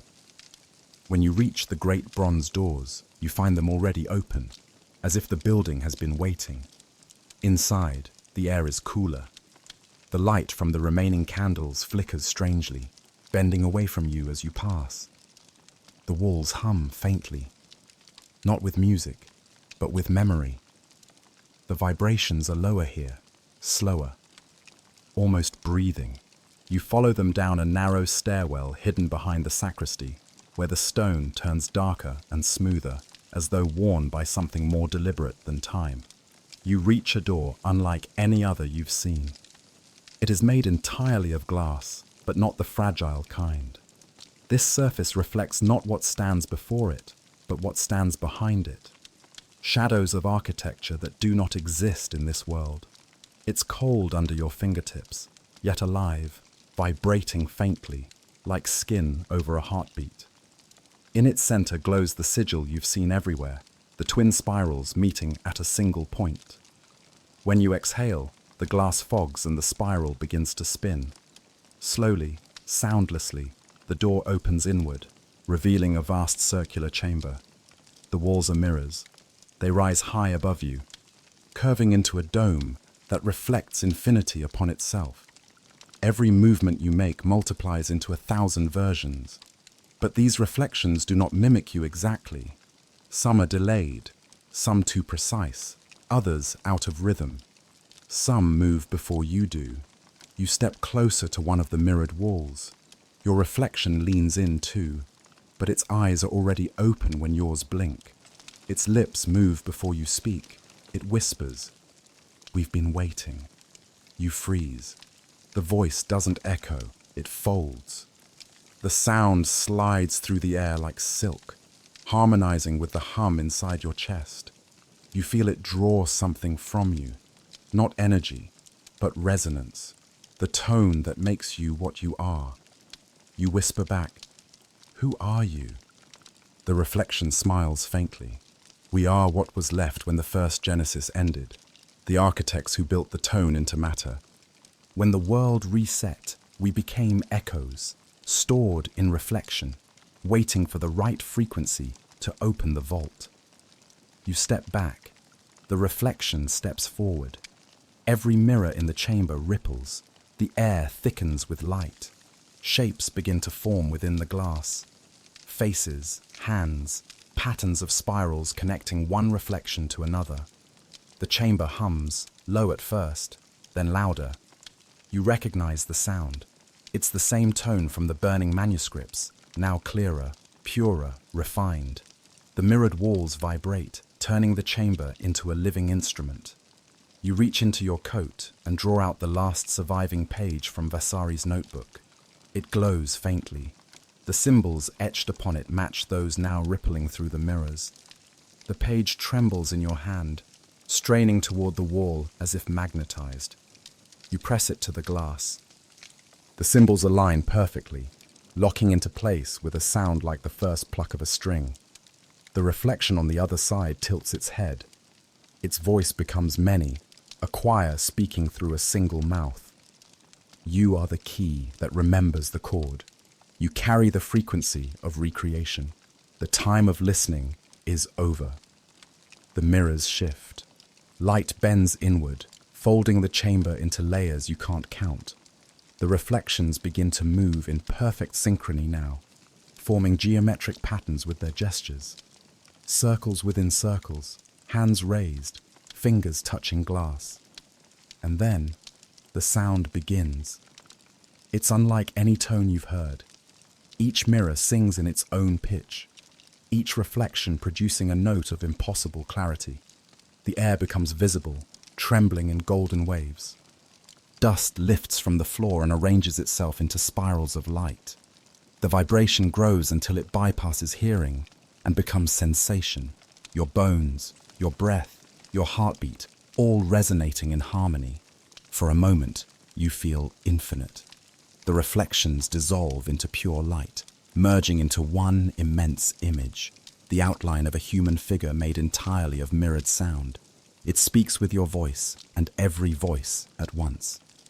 Creation was never written, it says. It was rehearsed. You ask, what am I supposed to do? The mirrored figure steps closer. Finish the song. You shake your head. The archives are gone. The scrolls are ash. All words burn, the reflection replies. Only tone endures. It raises its hand to the wall, and a section of glass melts away, revealing a chamber within the chamber, smaller, darker, alive with faint light. Inside stands an ancient device, a column of silver rods arranged in a spiral, connected by threads of gold. You can feel the resonance pouring from it, steady and powerful. The machine beneath faith, you whisper. The figure nods. The first instrument, built to contain the tone of creation. Every prayer, every hymn, every vibration of the Vatican flows through it. It has waited for someone who could sing it awake. You approach the device. Each step you take sets the mirrors humming. The air thickens, turning liquid. When you touch the silver, it vibrates at once, the hum aligning perfectly with your heart. Light erupts from the base, rising through the column like liquid fire. The reflections converge, merging into the figure again, now standing behind you, whispering against your ear. Listen. You close your eyes.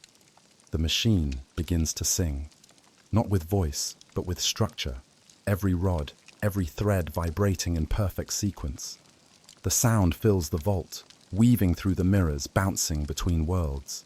The floor disappears beneath you. The entire chamber becomes a resonant field. You are inside the chord that built existence.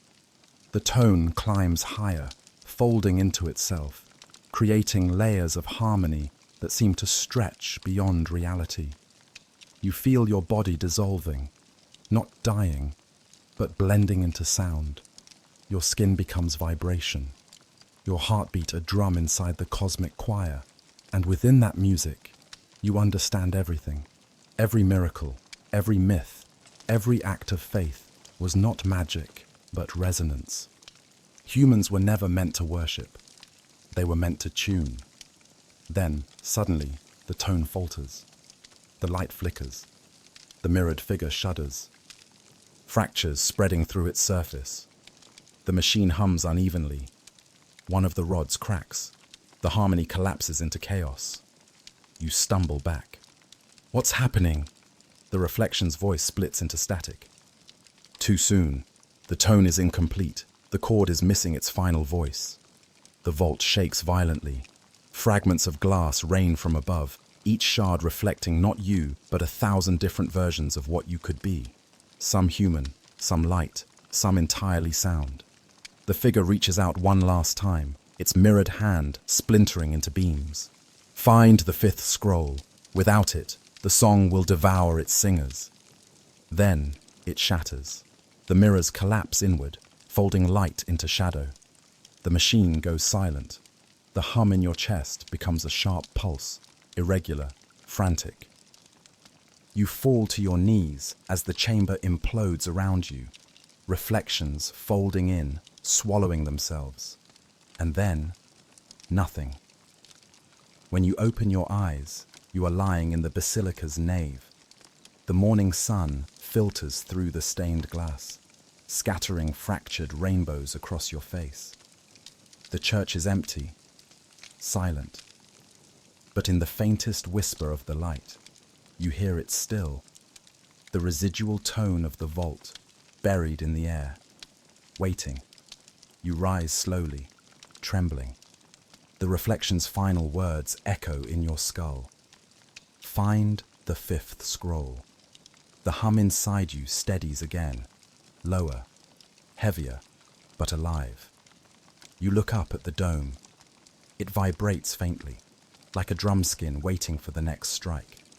Somewhere beneath the city, the mirrors are gone, but the sound they made continues. And you know now, the vault did not collapse. It closed its eyes. Morning spills across the basilica in slow, trembling rays. Every beam of light seems alive, quivering faintly as if vibrating to a rhythm no one can hear. You stand beneath the dome, dizzy, half unsure whether you have returned to the surface or if the mirror vault has followed you here. The air feels different now, thicker, elastic, tuned. Each breath carries the faint aftertaste of electricity. You press your palm to your chest. The hum is still there, steady, pulsing like a second heart. It feels less like possession now, and more like belonging, as though your blood has remembered something ancient. The reflection's final words echo in your mind. Find the fifth scroll. Without it, the song will devour its singers. But before you can move, you notice something. The basilica is not silent. Beneath the stillness, the stone breathes. It inhales when you inhale. It exhales when you exhale. You take another slow breath, and the marble beneath your feet vibrates in perfect harmony. You are no longer standing in a building. You are standing inside an organism. Your body is the only thing out of tune. You close your eyes, trying to listen deeper. Behind the sound of your pulse, you hear smaller vibrations. the frequencies of muscles contracting, blood flowing, neurons sparking. Each system hums at its own pitch, yet they do not align. You are a choir without a conductor. Then, from nowhere, a whisper slides through the air. Align them. You open your eyes. The light has changed color, warmer, closer to gold. Tiny motes of dust drift upward instead of down, like reversed gravity. You realize the basilica is responding to your frequency, adjusting to you. You are no longer a visitor in its resonance. You are part of it. You lift your hand and speak, not words, but tone. The sound that escapes your throat is low, almost a growl. The air answers. The columns tremble faintly. The mosaics shimmer. The sound moves through you like a current, balancing the vibrations within your ribs. You speak again, a higher pitch this time, then another, forming a slow, rising scale. The vibrations of your body begin to synchronize, layer by layer, heart, lungs, bones, skin. You feel weightless. The realization comes like a pulse of light. The human body is an instrument, flesh and frequency, matter and music. Every cell is a string, every heartbeat a drum, every breath a bow drawn across invisible tone. The resonance builds until your entire body glows faintly. The colors around you deepen. Red marble turns to living wine. Gold leaf burns with inner fire. The light fills you until you can see through your own hands. You are no longer emitting sound. You are sound. Then something unexpected happens. You feel the hum reach outward past your body, touching the people outside. Across the square, tourists stop mid-step, looking around as if hearing something for the first time. A child drops his toy. An old woman clasps her chest and smiles through tears. They feel it too, the vibration reaching them, rewriting their rhythm.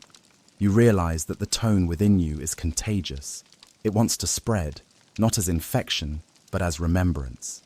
Humanity, long detuned by silence and language, is being retuned one resonance at a time. You walk outside. The morning has grown stiller, brighter. Even the pigeons move slower, their wings tracing arcs of perfect symmetry. You walk among the crowd, and wherever you pass, people pause, eyes widening slightly. You can see it, their breathing aligning, their shoulders relaxing, their hearts sinking to the rhythm you carry. Some hum softly without realizing. The sound rises like a faint dawn chorus. Rome is beginning to sing. Then, pain, sharp and sudden, a vibration that cuts across your harmony like a discordant note. You stagger. The sound is coming from beneath the city, the machine, the array, the basilica's hidden core. It has reactivated itself. The ground trembles, subtle at first, then stronger. You hear bells clanging, out of rhythm, desperate. The Vatican is fighting itself. You run back into the church. The air inside glows faintly blue now. The pillars hum at mismatched frequencies. Cracks snake up the walls as the tone destabilizes. The dome groans above you, threatening collapse. The hum in your chest responds automatically. It changes pitch, searching for equilibrium. You drop to your knees, palms against the floor, and let the vibration flow from you into the marble.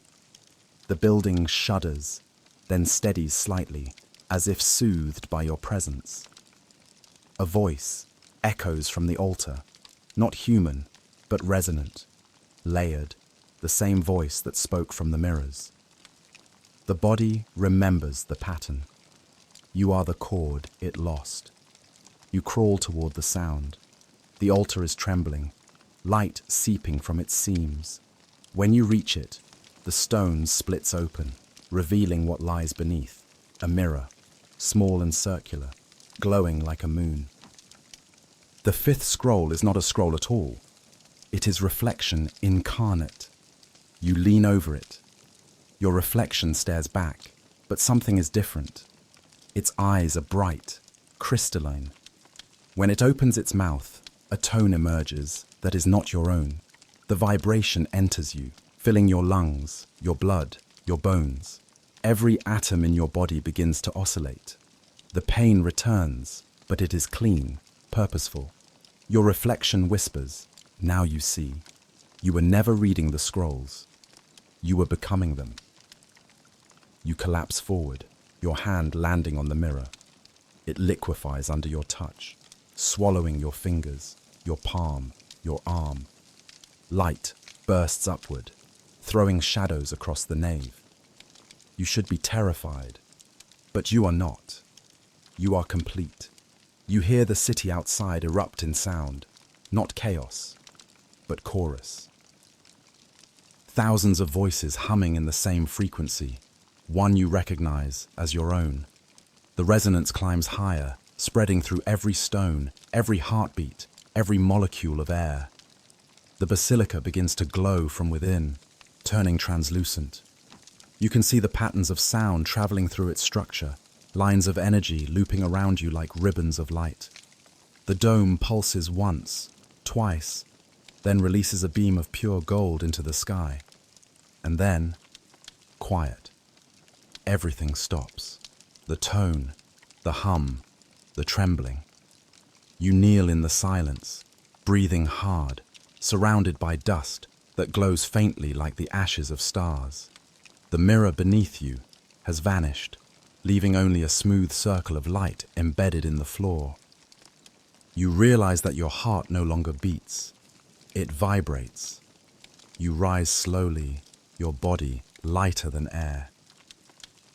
The hum has settled into equilibrium, not loud, not quiet, simply present. It feels eternal, like the earth's slow turning. You touch your chest. The vibration spreads outward, into the air, into the walls, into everything. You are not alone in it. You can feel the others now, voices awakening all over the world, a harmonic network of living tone, each human resonating at a slightly different pitch, together forming the chord of existence. The resonant human. You walk down the nave toward the doors. The stained glass above shifts colors as you pass, depicting scenes that have never been painted, waves of light forming worlds, hands of sound sculpting galaxies, faces made of vibrations smiling from beyond time. Outside, the sky is gold, not the color of sun, but of sound made visible. You hear distant choirs rising from every corner of the city, each voice merging with the next until Rome itself becomes an instrument. You whisper, "It's awake." The air answers with your own tone. And as the day unfolds in luminous silence, you understand, the second Genesis was never about rebuilding the world.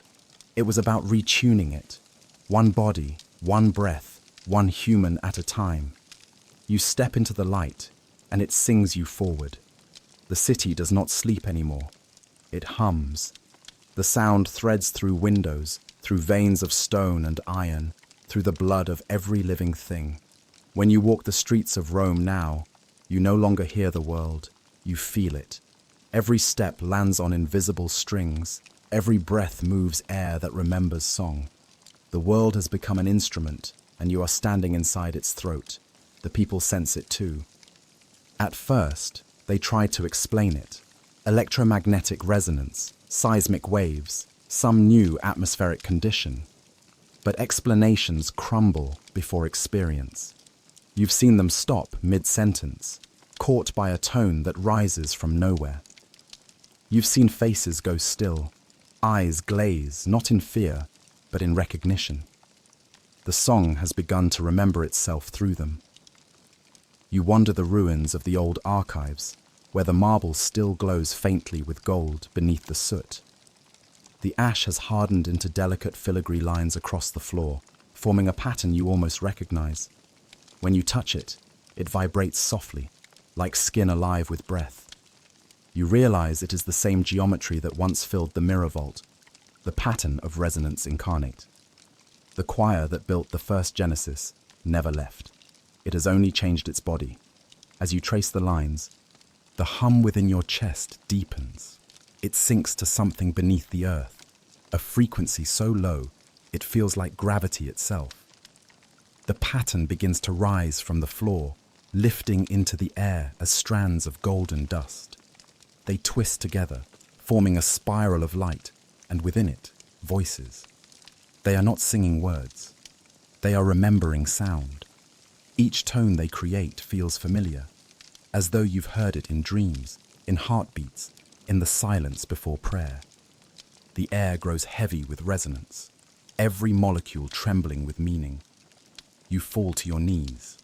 The light expands, and you see them. The choir of builders, reborn not in flesh, but in vibration. Their forms are outlines of radiance, each one a fragment of frequency woven into shape. When they move, the air bends. When they breathe, the dust of burned manuscripts stirs, reshaping itself into fragments of the lost scrolls. A voice, layered and soft, moves through you. You have awakened the tone of remembrance. You whisper, "Who are you now?" The answer comes as feeling, not language. We are the sound that survived fire. We are the memory that refused silence. They circle you slowly.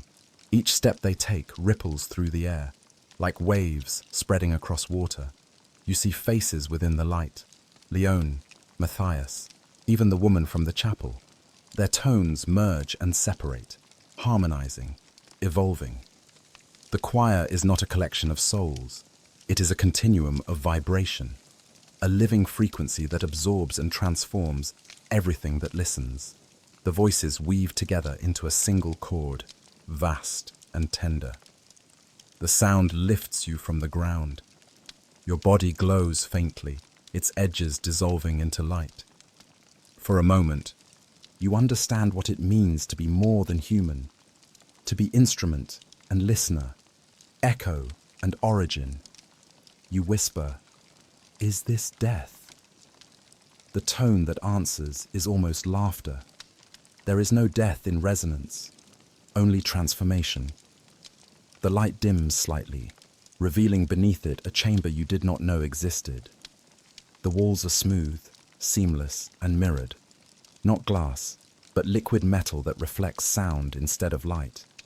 At its center stands a column of air so dense it bends vision.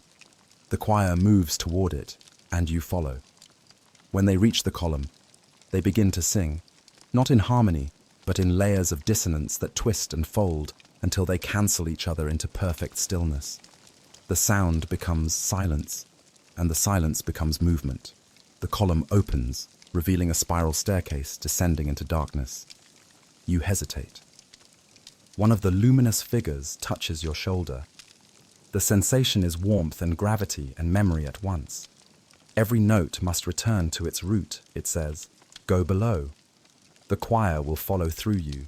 You descend. The air grows denser with every step. The hum within your chest synchronizes to the faint rhythm beneath your feet. You realize the staircase spirals around something unseen, something immense. You glimpse flashes of light through the dark, shapes like wings, like lungs, like circuitry made of living stone. When you reach the bottom, you stand before a vast door carved into the rock. It pulses faintly, as though breathing. Etched across its surface are the names of every saint, every god, every forgotten deity of earth. Hundreds of languages folded into a single spiral pattern. You press your palm to the center. The names light up, one by one, whispering themselves into the air. The door opens. The chamber inside is colossal, too large for any architecture, too alive for any machine. The walls shimmer with soft light, and the floor hums with low frequencies that make your bones ache. In the center floats a shape, a lattice of light woven into a sphere, its surface rippling with harmonic code. It looks like an orb and a heartbeat at once. This is the choir's heart, the nexus where all sound meets before becoming silence. You approach it slowly. The vibrations pull at you, tuning your breath, your blood, your thoughts. The hum in your chest rises to match it. For an instant, you are afraid you will vanish into resonance entirely. The voices of the choir surround you. The world must remember through flesh. The tone cannot live alone. You are the vessel of the choir that never dies. You whisper, "What happens when I release it?" The light swells. Then creation begins again, not as repetition, but as recognition. The universe will no longer expand outward. It will expand inward. You nod, though you don't fully understand. You reach toward the sphere. It vibrates so intensely that your fingers blur before touching it. When you finally make contact, a sound like thunder folded into a whisper fills the chamber. The world turns inside out. You see everything at once. The first Genesis and the second, the builders and the believers, the Vatican as both temple and engine. You see humanity as threads of tone weaving through time, each life a single note in an endless chord. You see the false walls between spirit and matter shatter like glass. Then it stops. The sphere dissolves into you, and you collapse to your knees. The choir speaks one last time. You are the chord made flesh. Wherever you walk, we will sing through you. You look up. The chamber is empty now, silent but alive.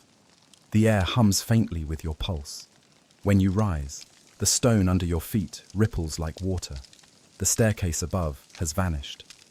There is only light ahead, a tunnel of vibration leading upward. You walk toward it. The light engulfs you.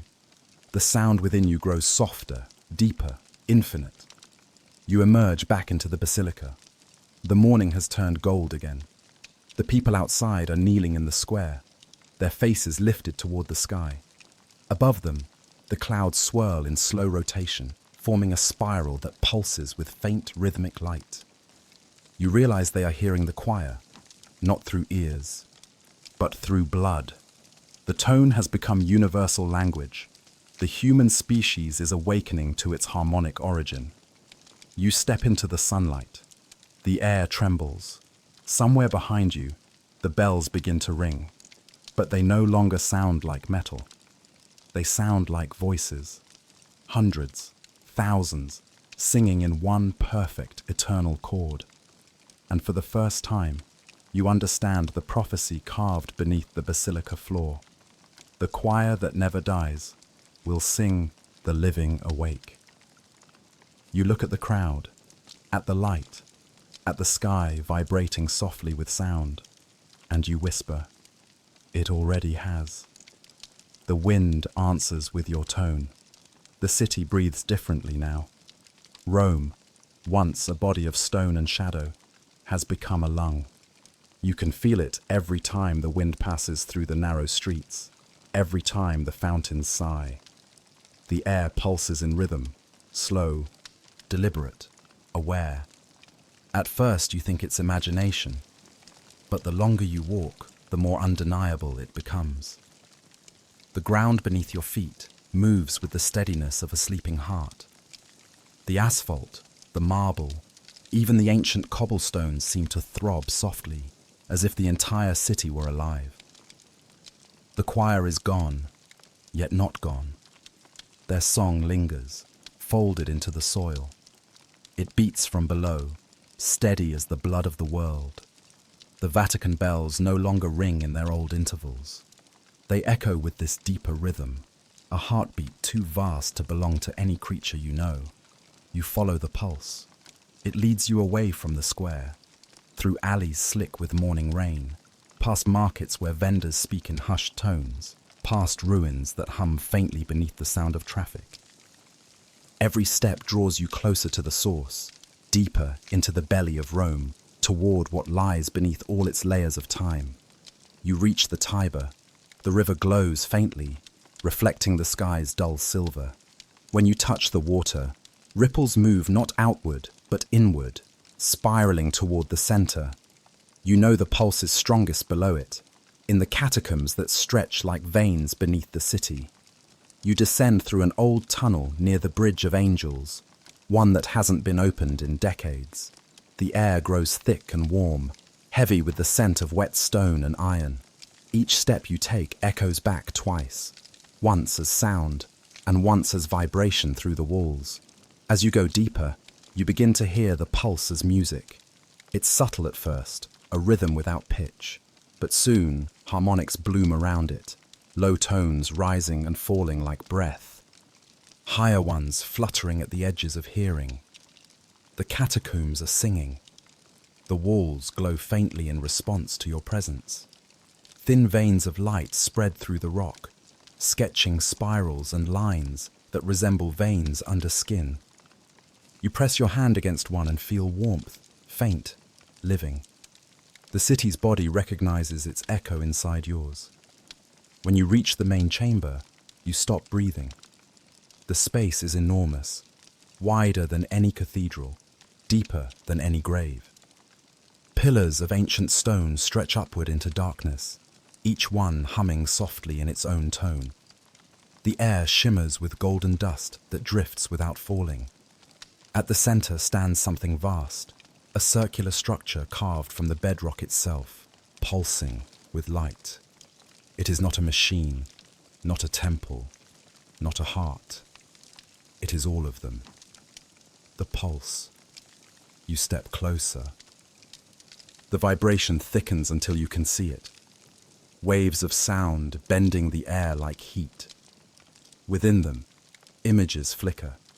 Faces, cities, stars being born. The pulse carries everything that has ever existed, all condensed into rhythm. You place your hand on the stone. The world disappears. Light pours through you like water.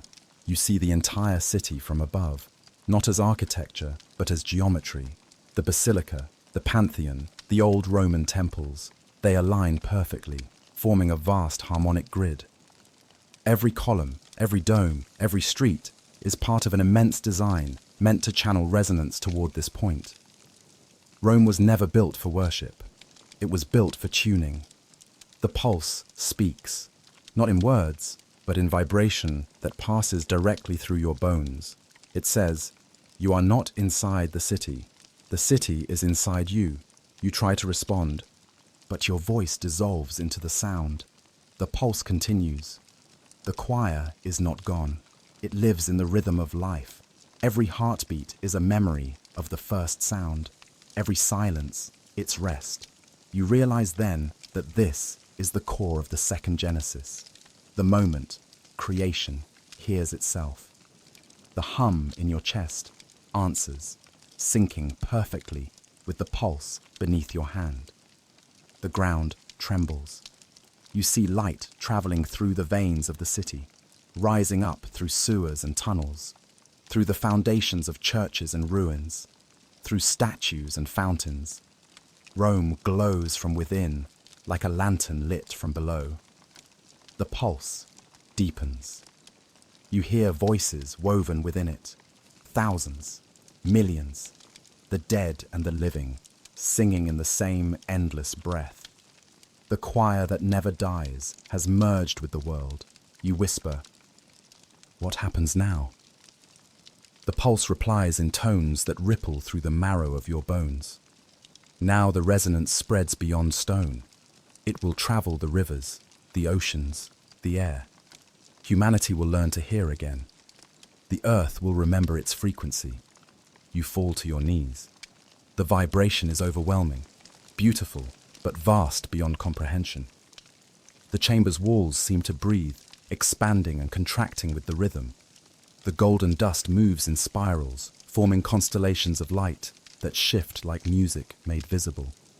The pulse shifts tone, climbing higher. You feel it searching for something inside you, testing your resonance. For a heartbeat, your frequency falters, and pain flashes through your chest, like static disrupting music. You scream, but no sound escapes. The pulse absorbs it, correcting it, retuning you. When the pain fades, you are no longer separate from the rhythm. Every beat of your heart syncs perfectly with the pulse. Every breath becomes a note. You are part of the world's metronome now. You see flashes of future. People across the globe pausing mid-sentence as they feel it. The resonance awakening in their bodies. The hum spreading through cities, through oceans, through the circuitry of satellites, through every layer of creation. The pulse continues. You are our instrument. When your rhythm stops, ours will fade. Keep breathing, keep singing. The world follows your cadence. You gasp. Why me? The answer trembles through the air. Because you listened. The golden dust begins to fall slowly, settling on your skin like ash that glows. You rise, shaking, uncertain whether you still have weight. The pulse beneath you beats slower now. Calm, steady, resting. It has aligned itself with you. You whisper your own tone, a small sound, soft, human. The chamber echoes it back, amplifying it until the entire underground world vibrates. You are not just hearing your voice, you are inside it. Then the vision begins to fade, the light dims, the hum settles back into the stone. You realize the pulse has gone dormant again, trusting you to carry it upward. You climb toward the surface. The tunnels pulse faintly as you pass, as though bidding farewell. When you emerge into the open air, the city is silent once more. But you know the silence is not absence. It is listening. You place your palm against the nearest wall, and it answers with a faint, familiar rhythm. The pulse is there, waiting in every brick and breath, in every drop of rain and heartbeat. You whisper, I hear you. The city exhales. The ground hums softly beneath your feet, not as warning, but as promise. The choir that never dies has found its rhythm, and through it, so have you. You walk through the square, past strangers whose eyes glow faintly with the same golden light you carry. Somewhere beneath the cobblestones, the world's heart continues its patient song. For the first time, you are not afraid of the silence. It is full, alive, ready. And when the next pulse rises from the earth, you are ready to answer. The sky above Rome has changed. It no longer feels like atmosphere, but like skin, alive, breathing, resonant. When clouds move, they move to tempo. Lightning flashes in measured rhythm. Even the birds that cross between rooftops glide in loops that mimic sound waves. You've begun to understand that the world isn't reborn, it's repeating. Each era a verse, each collapse a rest. You sit at the edge of the Tiber, the river's reflection pulsing in time with your own chest. The hum beneath the city is constant now, steady, enormous, patient. Its vibration moves through the water, through the soil, through the veins of every living thing. Yet something in its rhythm feels incomplete, as if the song is playing from a damaged record, skipping infinitesimally at the same bar. You listen for hours. The sound never fades, never falters, but you begin to recognize a pattern repeating itself in intervals. Every 64 beats, the tone stutters.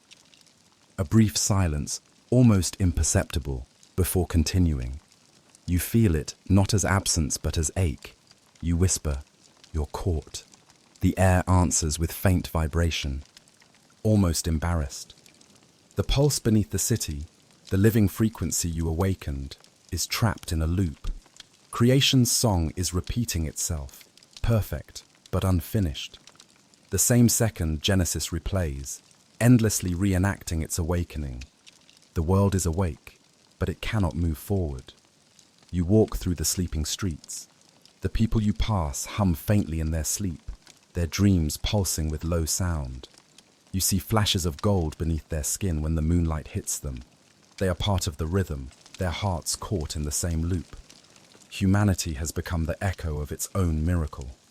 At the basilica's base, you find Father Leone waiting. He looks older, thinner, as though resonance has hollowed him out. His eyes glow faintly, like the reflection of candlelight in deep water. You feel it too, you say. He nods slowly. The world is breathing the same breath again and again. Time has lost its direction. You both stand in silence, listening. The hum rises, dips, returns. He sighs. We called it creation because it began, We never imagined it might be endless rehearsal. You walk together into the basilica. The walls shimmer faintly, the marble alive with whispering tones. Leone places a trembling hand on the nearest column. "These stones," he says softly, "remember every hymn ever sung here. When the choir awakened, those memories reassembled. Now the church sings itself, endlessly. You can hear it now. Layers of chants overlapping, echoes of every mass since the beginning, replaying in loops of invisible sound. The basilica is both memory and machine. Leone leads you toward the altar, where faint light pulses beneath the surface. "There's an old theory," he says, "a whisper in the earliest Vatican manuscripts, the theory of repetition. It claims that creation never ends because it never truly begins. Every world that rises is an echo of the last, slightly detuned, endlessly correcting itself. God, they said, doesn't create, he calibrates." You touch the altar. The vibration passes through your fingertips and into your veins. "So everything we are," he finishes for you, "is resonance seeking resolution." You look at him. "Then how do we stop it?" He smiles faintly. "You don't stop music, you finish it." You stare at the golden light beneath the marble. The hum deepens, echoing your heartbeat. "The fifth scroll," Leone nods. "The missing tone, the one that completes the chord." The choir called it the rest frequency, the pause that makes sound divine. He gestures toward the dome above. "They say it's hidden not in stone, but in blood. A living tone, a resonance that cannot be written or stored. It must be sung." You know then what he means. The vibration you carry, the one that has haunted your chest since the first moment in the chamber of glass, is not just part of the song. It is the missing note. The realization makes the air tremble. The candles flicker, though there is no wind. The tone beneath the floor shifts, aligning with your pulse. Leone steps back, eyes wide. It's responding. You close your eyes. The hum inside your body deepens, merging with the pulse beneath the city. The two frequencies begin to overlap, oscillating faster and faster until they form a single, perfect tone. The basilica vibrates like a tuning fork. The air thickens. Dust lifts into spirals of gold. Leone's voice shakes. "Careful. Too soon, and you'll collapse the loop entirely." But you understand. Collapse is not destruction. It is release. You kneel, pressing both hands to the floor. The vibration surges through you, up your spine, through your throat. When you open your mouth, sound pours out. Not melody, not word, but pure frequency. The note rises and falls, shaping itself to match the hum of the earth. The effect is immediate. The city outside awakens. Lights flicker in harmonic sequence. Windows vibrate. The river reverses its flow for one impossible instant. You hear voices joining from all directions, millions of them, human and not, forming harmony across centuries. The pulse beneath the city answers. It grows louder, deeper, until the world itself becomes instrument. Rome vibrates like the inside of a bell struck by invisible hands. You see visions as you sing, the first Genesis folding into the second, the choir of builders smiling through waves of light, the Vatican's dome splitting open to reveal the stars beyond. You see the earth from above, wrapped in luminous sound, pulsing like a single cell in a cosmic organism. The tone begins to falter. You push harder, every breath releasing more of your own frequency. Leone shouts something, but his words dissolve in the sound.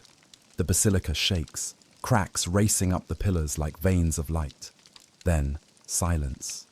For a single, terrifying heartbeat, there is no sound anywhere. The air freezes. The world stops spinning. And then it happens. The tone returns, not from below, but from everywhere at once. It is no longer repetition. It is resolution. The missing note has been found, not as sound, but as silence perfectly balanced against vibration. The loop breaks, the world exhales. The basilica glows from within, its marble translucent, its structure alive with gold veins. Leone kneels beside you, eyes wide in awe. "You finished it," he whispers. You shake your head. No, it finished itself. The silence lingers, dense and full, a silence that feels like the end of time and the beginning of something new. Then, slowly, sound returns. Not the hum, but the faint rhythm of human life. Birds crying, water flowing, the sound of breath. You rise to your feet. The light fades. The basilica settles. Outside, the city is calm again. The pulse beneath the streets is softer now, steady and content. The repetition has ended. The song has moved forward.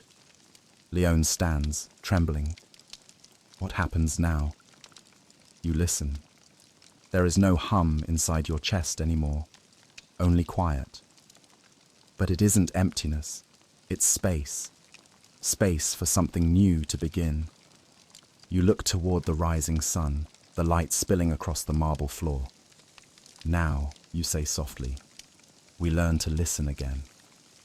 As you step into the morning, the air feels weightless. The city breathes with you, not in echo, but in unison. The loop is broken, but the music remains, transformed, patient, infinite. You smile. Creation is not repeating anymore. It's improvising. The morning light feels new, as though the sun itself has exhaled after holding its breath for centuries. You stand at the edge of St. Peter's Square, and for the first time since all this began, there is no hum beneath the stone. Only the faint rhythm of wind moving through space, a rhythm that feels like the afterimage of a song. The world has gone quiet, but not in death.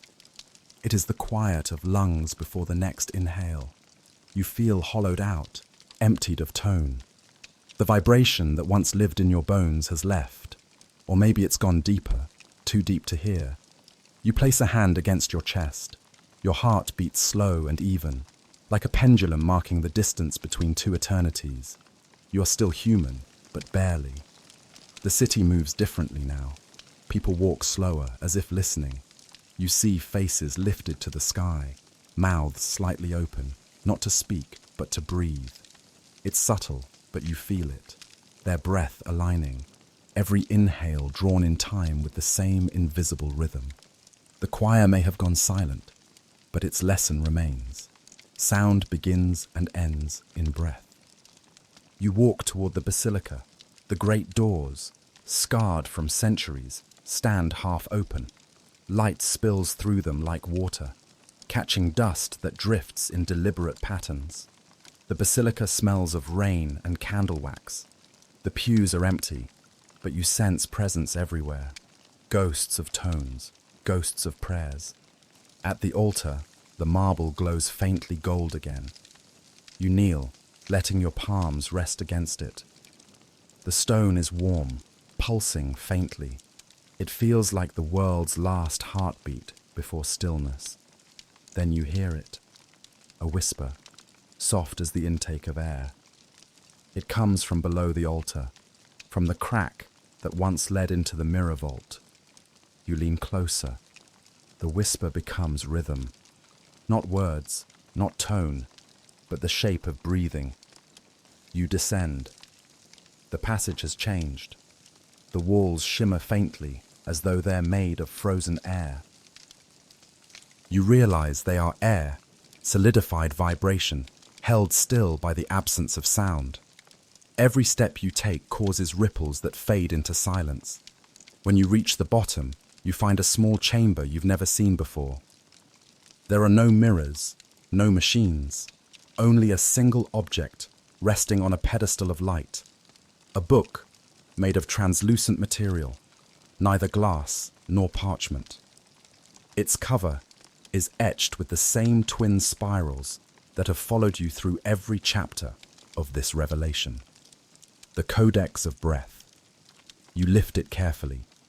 It's weightless, yet it pulls against your hands like a lung expanding. When you open it, there are no words, only rippling patterns of light that shift and breathe like the surface of water. The pages seem alive, each one inhaling when you exhale. You hear the whisper again, now clearer, shaped by the rhythm of your breath. Every creation begins with inhalation, every ending with release. You realize the codex is reading you. Your breathing becomes text, your pulse the punctuation. The light across the pages mirrors the movement of your diaphragm. It is scripture written not in ink, but in respiration. You turn a page. The light shifts into images, stars forming from the collapse of sound, galaxies coiling like lungs in reverse. You see the first Genesis, then the second, both rising from the same act, the universe taking its first breath. A line of golden light forms across the page. You trace it with your fingertip, and the whisper becomes voice. Creation was not speech. It was breathing made visible. You close your eyes. The truth of it floods you. The word that built the universe was never uttered. It was exhaled. God did not speak light. He sighed it into being.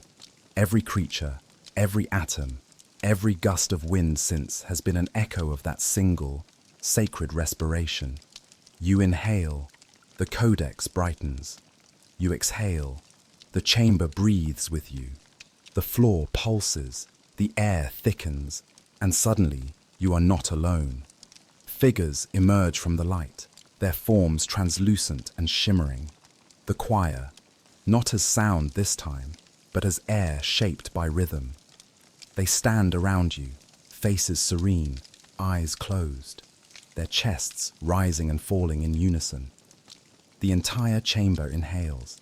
The entire chamber exhales. Their collective breath fills the air with luminous mist. Within it, patterns form, spirals, constellations, words made of vapor. Each exhale births light. Each inhale gathers it back. The codex glows brighter until its pages dissolve into air, merging with the breath that fills the room. You whisper, "What is this?" The nearest figure opens its eyes. The last verse of the song, the one no voice could sing. You watch as they breathe again, slower now, their movements synchronized. The air in the chamber thickens with radiance, a living rhythm pulsing in perfect balance. You feel your lungs aching to match them. You breathe in. The air tastes of stars. You breathe out. The room glows brighter. The figure smiles. You are learning the final language, the one that was always yours. You begin to understand. Words divide, sound defines, but breath unites. It is the original code that all creation still obeys.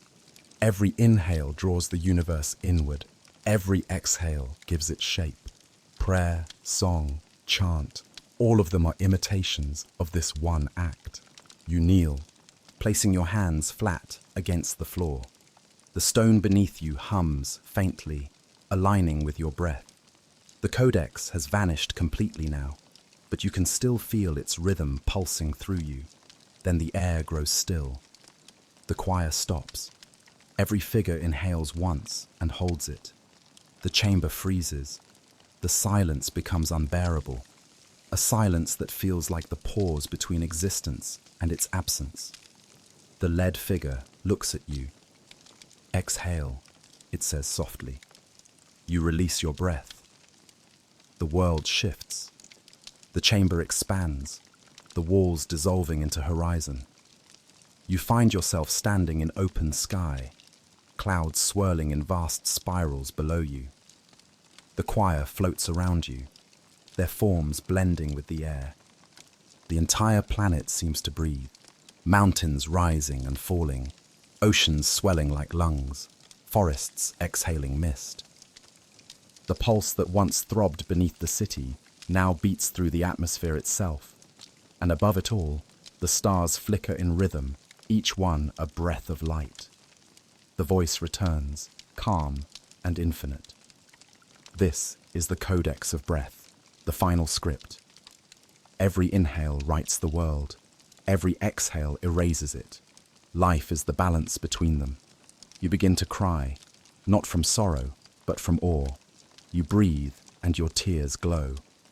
The wind that carries them scatters light across the horizon. Then, a final whisper, quieter than heartbeat. When the last human forgets to breathe, creation will stop singing. You take another breath. The air vibrates. The world continues. The choir fades into the clouds, their bodies dissolving into currents of air. The chamber reforms around you, gentle and still. The codex lies once more on the pedestal, its surface blank but alive. You place your hand over it and whisper, "Thank you." The codex pulses once beneath your palm. Inhale, exhale, then turns to light and vanishes. When you return to the basilica, the candles reignite on their own. The walls shimmer softly, as though sighing. Outside, the people of Rome lift their heads to the wind, feeling something they cannot name. And everywhere, across every continent, every sea, every breath drawn by every living thing sinks for one perfect, silent moment. The world breathes as one, and creation, once more, remembers its rhythm. The world has learned to breathe again, but not everyone understands what it means. Across the cities, across the deserts, in every place where silence used to rule, people now wake in the middle of the night with a hum in their chest. Some call it enlightenment.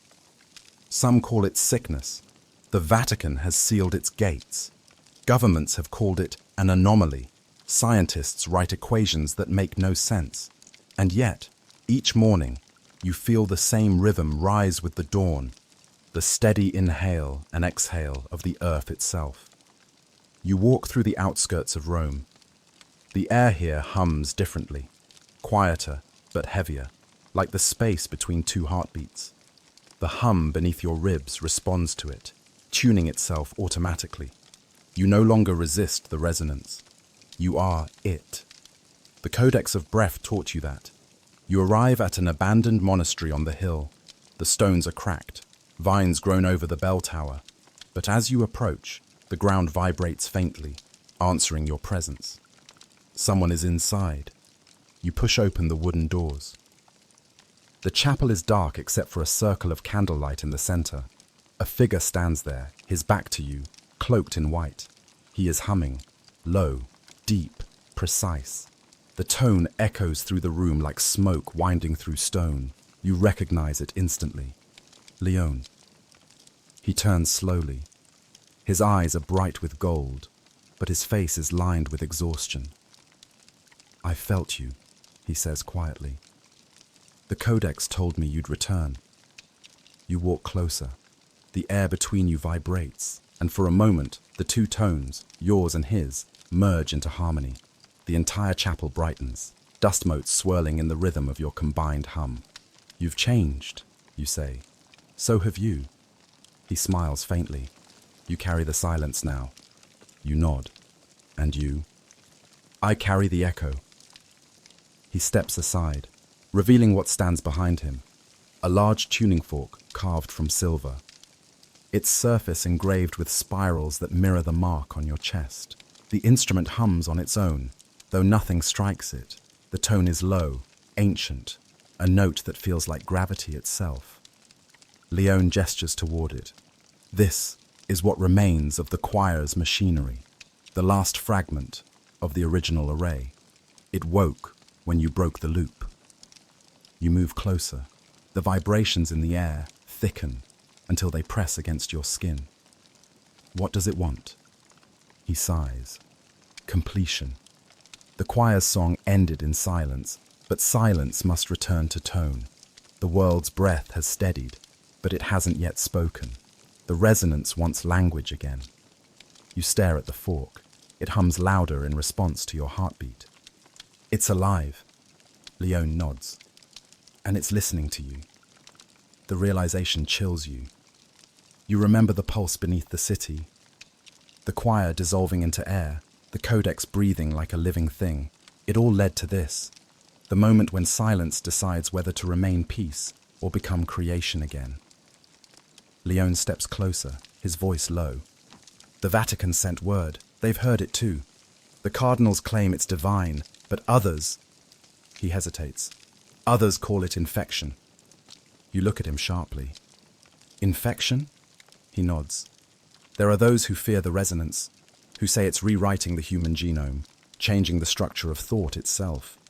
Some cities have gone quiet by force. They burn churches where the hum grows too strong. The thought tightens your chest. And you? Leone's voice softens. I believe it's evolution.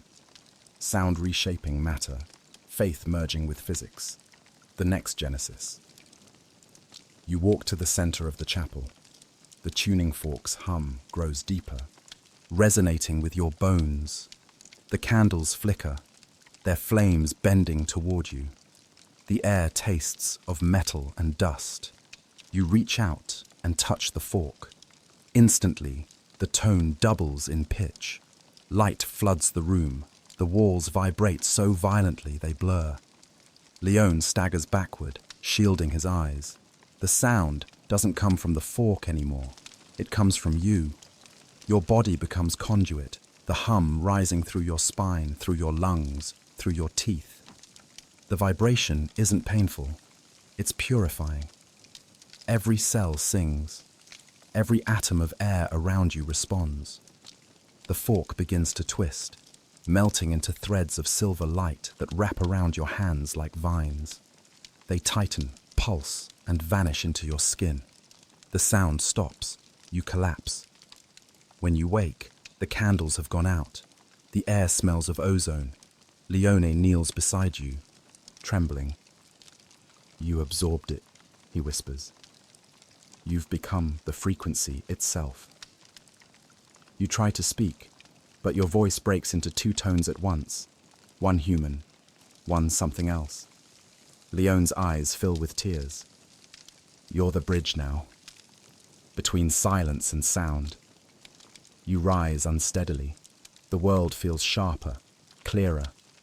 You can hear the smallest motions, the shifting of dust, the breathing of stone, the earth's slow heartbeat. The resonance doesn't just live inside you anymore, it is you. Leone looks at you with awe and fear.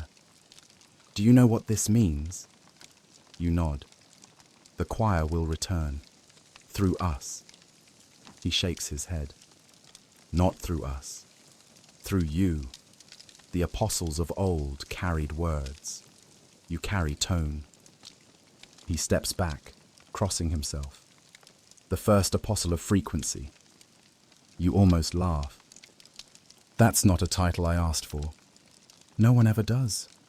The chapel groans softly, the wood expanding under unseen pressure. The air thickens again. You can feel the hum rising, not from the building, but from the earth itself. They're coming, Leone whispers. At first, you think he means the Vatican, but then you hear it. Faint tones, distant but familiar. The choir, not as voices this time, but as waves of frequency spreading through the city, harmonizing with the pulse beneath the ground. The world is tuning itself again. You close your eyes. The sound enters you, flows through you. For a moment, you see the entire planet as vibration. Cities glowing like chords, oceans shimmering like resonance chambers, the sky alive with breathing light. Humanity itself hums softly, each person a note in an infinite arrangement. But within the harmony, there's something else. A discordant tone, a fracture, a voice trying to twist the song into pattern. Leone hears it too. Someone is mimicking the frequency, artificially. You realize what he means. Machines, governments. They've begun to replicate the hum, trying to control it. You open your eyes. They're building their own choir. Leone nods grimly. A synthetic one. A digital resonance without spirit. The thought terrifies you more than any silence. An imitation of divinity. Mechanical, soulless. precise. The world risks replacing creation's breath with a recording of its own echo. You take a deep breath, steadying yourself. The hum inside you shifts to match your heartbeat. Then I'll find them, you say quietly, before they find the tone. Leon lowers his head. They already have. Outside, the bells begin to ring again, not in harmony, but in distortion. Their sound is mechanical, forced, as if the city itself is struggling against its own rhythm. You turn toward the door. This isn't over. Leon's voice follows you, soft but firm. Then don't forget who you are. You are not the word. You are the breath before it. You nod once, step into the cold night, and listen. The world hums, but the pattern has changed.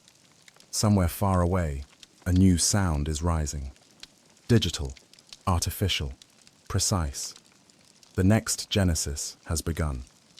And this time, it's man who's writing the music. If this story stirred something in you, don't let the silence take it. Subscribe, stay tuned, and walk with us into the next chapter of the unseen. More secrets wait beneath the surface, and you'll want to be there when the next one breathes.